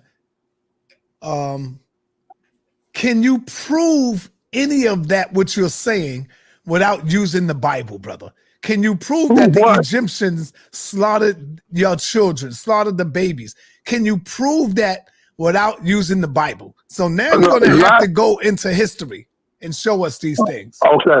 Lack of evidence does not quantify, absence of evidence does not quantify the fact that it's not true. So is that going to be the theme and the excuse every time you can't prove a story in the Bible, brother? It doesn't have to be the story every time. Okay, when there are things that can be proven, you proving it. But when things can't be proven, that doesn't mean the lack of evidence of it doesn't make it so it's not true. No, because you're not able to prove it. Do you know what it do mean as well? Why believe in things? Because look, even your Bible says what? Prove all things. So if this is something that you can't prove, then brother, you can't bring it across as if it's a fact. Only if you can prove it, brother. Your Bible tells you to prove all things. That's ridiculous, man, because I can't prove that God exists. Say, I believe he does exist. But simply the fact that I can't prove he exists doesn't mean he doesn't exist. Okay. Right. Okay? Just because I can't prove that there is a God, that don't mean there is not a God. So I can prove it. Evidence is in it. You can't prove it either. I can prove it. Okay. Very simple. Great. You're my teacher. So I'm going to yield to you. You're my teacher. I'm going to yield to you. Evolution violates the second law of thermodynamics. If you don't know what it is, go look it up. That ends the argument about evolution. There has to be a creator. Oh, well, yeah. See, that's what I'm saying. I agree with you. Are you saying, Dr. Yasapa, that you don't agree with evolution? Are you saying that? Yeah, I don't agree with evolution. It violates the second law of thermodynamics. Oh, man, I might have somebody to have a nice discussion with you on that. He goes by the name of Unk. Yeah, but there's really no discussion. Unc is not ready for Dr. Yasapa, man. Unc is not ready for Dr. Yasapa. Dr. Yasapa is a medical doctor, just with an MBA. He's not ready for him. Believe me. Believe me. There's no discussion. Believe me, I've had discussions with Dr. Yasapa. Let him finish talking, Apostle. You're talking. Go ahead. It violates the second law of thermodynamics. So therefore, there is no discussion, right? That's again somebody calling you saying you owe $50,000 for jet fuel. It's an impossibility. It violates the second law of thermodynamics. All physicists would have to agree with that, right? In other words, systems are originally were, let's say, perfect. And over time, they get more disordered, okay? So evolution says the exact opposite. Things started simple, or there was disorder and chaos, and things became more ordered until finally you had a single cell organism, a multi-cell organism, all the way up until the pinnacle of creation, which is the woman, right? The pinnacle of creation, which is the woman. So that violates the second law of thermodynamics. Okay. All right. Let me say this in closing. As I get off the phone and let our people call in. I got nothing but respect for my doctor, for Dr. Yasapa. He taught me everything about Ibaryath. I'll say this here, just to end this right now. Anybody that believes that the Bible is 100% accurate, that believe that is 100% accurate, explain Deuteronomy 29. Because if Deuteronomy 29 is true, then what Dr. Yasapa is saying is true. But if Deuteronomy 29 can be explained away as a Jeremiah 8:8 infraction, then, but you have to admit that the Bible is not 100% accurate. Because if it's 100% accurate, Deuteronomy 29 has to be true. There is no Jerusalem. There is no Israel. There was no second temple. All of that is a fallacy if it's 100% accurate. So anybody that believes that the Bible is 100% true, correct, not a flaw in parts, explain Deuteronomy 29. And I'm going to hang up the phone. Okay. All right, Apostle. Good talking to you, Doc. I'll probably call you later on the week, man. All right. Good talking to you, Apostle. Have a good evening. All right, brother. Yep. Talk to you later. Yep, you too. So, all right, call it in, family. Call it in. There's a lot to talk about, y'all. Call it in. Yes, go ahead, brother. Go ahead, doctor. Me? Yes. No, I thought we had a call coming. But I would like to say this. If the New Testament never happened, that means that 2,000 years were added onto time. Right? Mm-hmm. Yep. Now we need to subtract those years out. And now where does that put us? Where does that put us? In other words, these things probably, the New Testament stuff probably only happened several hundred years ago. Y'all follow me? Mm-hmm. Because you have to wipe out 2,000 years, right? From the birth of Christ, right? AD to 2022, 2022 years, or even 2028 years if you say he was born in 6 BC, right? Or 4 BC is 2026 years. Wipe that all out. Now we're back at the time of Babylonian captivity. So now we need to question all scholarly work. Okay, let me get the call. I got a caller on the line. Peace and Black Power family. What's your name and where you calling from? Peace, black power to Sanetta. My name is Big Man Show. All right, what's going on, brother? Yeah, I'm calling from England, UK. Okay. The brother just said that the second law of thermodynamics is, I think it said the evolution value. I think he's right, because the second law of thermodynamics talks about heat energy and how some of this heat energy can also be converted. Not all the heat can be converted. That's what the second law of thermodynamics is talking about. So how can you relate that to evolution, that it does not obey the second law of thermodynamics? Can you explain to us, sir? Do you understand that, brother? Not really, but I'll try. The second law of thermodynamics says that systems go from organized, perfectly organized, to disorganized. That's the essence of it, right? In other words, they start off perfect. No, the second law, excuse me, the second law of thermodynamics is a physical law, okay? It talks about heat and heat loss. It's just telling you that not all the heat from the system can be converted to other form of energy, because there is always an energy loss in the system. Not all the heat are converted. So how do you relate that to evolution? I just told you.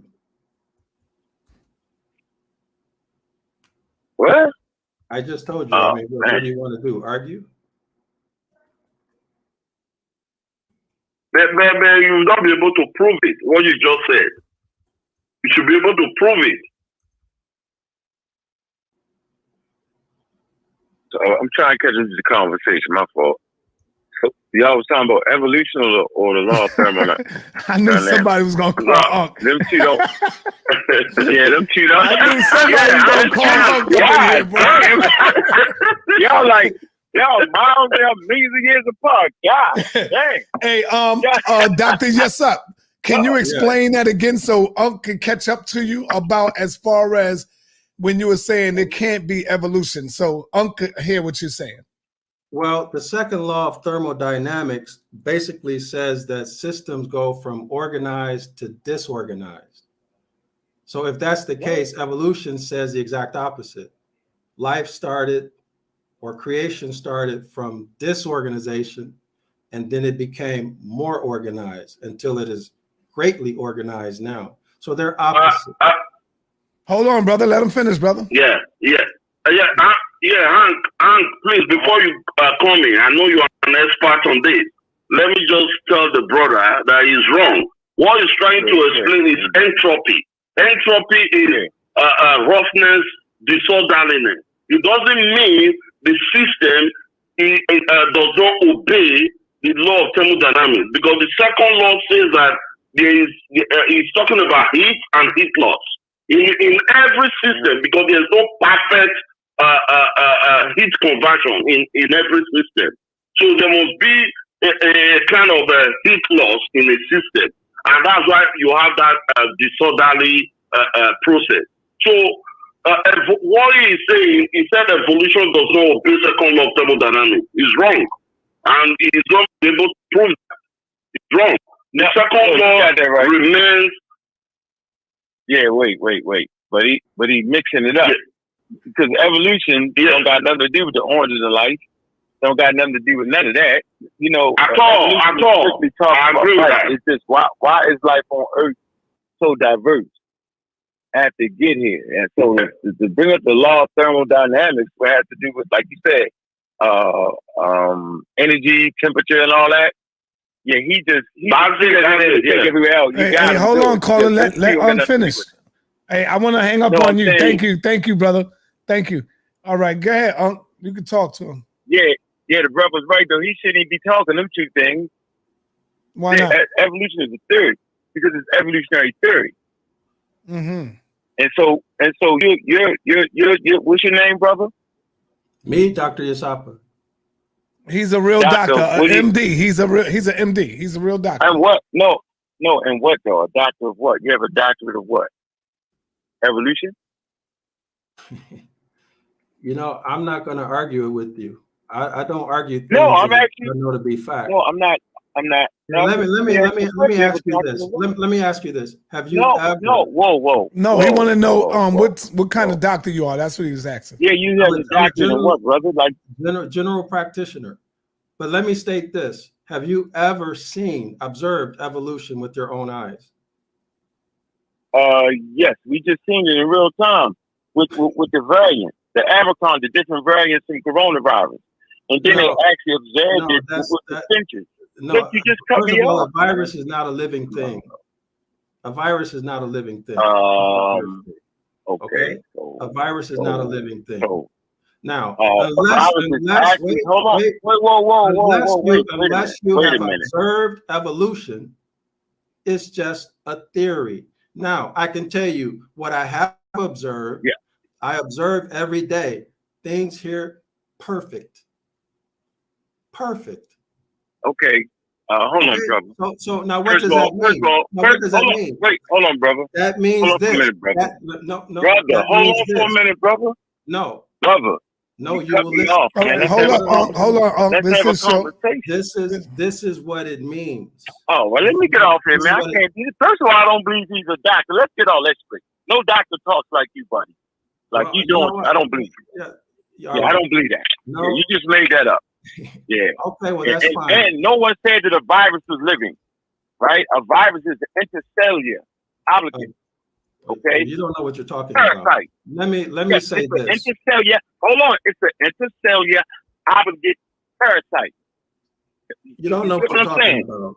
You don't know what you're talking about. I do not. Watch this. It's obligated to get in the cell, so it's an obligate intercellular pathogen. So it needs it needs to get inside of a cell, right?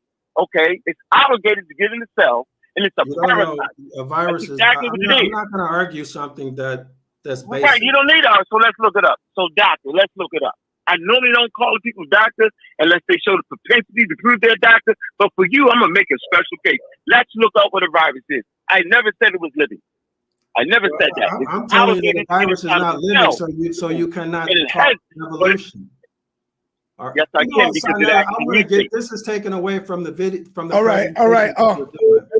Let me continue with the brother. He don't want to. Okay, hold on. Let me make a statement. I'm not going to argue with some. Let me make a statement. You're right, brother. We're not going to argue. This your show. Hold on, brother. I'm no longer talking about you won. Listen, bro. You won. All right. We want to go back to his topic, brother. Hey, I appreciate me calling. Everybody don't listen to this guy. He don't know what he's talking about. Thank you, come on. All right, now I knew Unc was gonna call. Somebody had to call him. All right, go ahead, my brother, Dr. DrYasapa. No, I don't have anything to say about it. I don't argue things that are basic. Okay. You know? That surprised me a little bit, though, Doctor. What's that? You don't agree with evolution. Yeah, because it has no basis. It has no basis in science. It's a fantasy. It's a fantasy. See, what do we observe? When we look out the window, we see everything perfectly created, right? That's what we observe.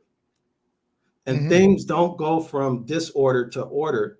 They go from order. In other words, they go from perfect, and then they become more disordered, right? You familiar with Neil deGrasse Tyson? I've heard his name, but I don't follow him. I mean, Sarnetta, yes. The people who are in academia, they have to toe that line. They have to toe that line. See, if you say that there's a creation, that gets into a whole bunch of talk that people don't want to talk about. Like, for example, we're talking about who are the rightful heirs of the planet? Who does this belong to? Okay, so if you get into evolution, that means that the hybrid troglodyte nigger who's classified himself as white means he's the pinnacle of creation. You see what I mean? That's what all of this goes to. But if you say that there's everything just was, there's a creator, right? The earth just was. See, they teach that everything has a beginning, a big bang, but we don't see that in life. What we see is that everything is always here. So what if there's no Big Bang? Everything just has always been here. You see what I mean? Okay. But some people can't get their mind around that. Okay. Everything always was here. Right? All right. Okay, brother. All right. So, family, thank y'all for calling in. Thank y'all for being a part of this here. And doctor, when you coming back? When you coming back, brother? I know you always got more parts, part 1, 2, or whatever. Yeah, I'm gonna send you a text message because I have to. I'm in the process of moving. Okay. I'm in the process, so I need to get my stuff packed. But maybe within the next 5 days, if we can do it in the next 5 days, I could probably come back. But I need to handle my business here. All right, my brother. Thank you, Doc, for coming through. I appreciate you coming through once again, blessing the platform. And you're welcome. Let me know whenever you're ready to come back, man. Okay, thanks. I hope the people enjoyed the presentation, and I appreciate you having me on, Sarnetta. No doubt. Peace to you, and peace and black power to you, my brother. Peace. Okay, shalom. Shalom. We out of here, y'all. All right, there you have it. There you have it. I think that would be a good, interesting discussion between Unc and the doctor. Maybe I'll talk to him offline, and we'll see if he would like to have that discussion. So, family, on your way out, go and visit the Cash App so we can get more powerful content coming up. Go and test it out. Make sure it's working. Drop $2 or $5 in the Cash App. Show your love. Show your support, True Storian. I ain't see a donation from you since I started, brother. Come on, True Storian. That's not the True Storian I know. So let's do this thing right, brother. Let's do this thing right. Show your love. Don't show no hate, brother. Don't show the hate. All right? All right. Peace and black power, family. Love y'all. Love y'all. Peace and black power. We out.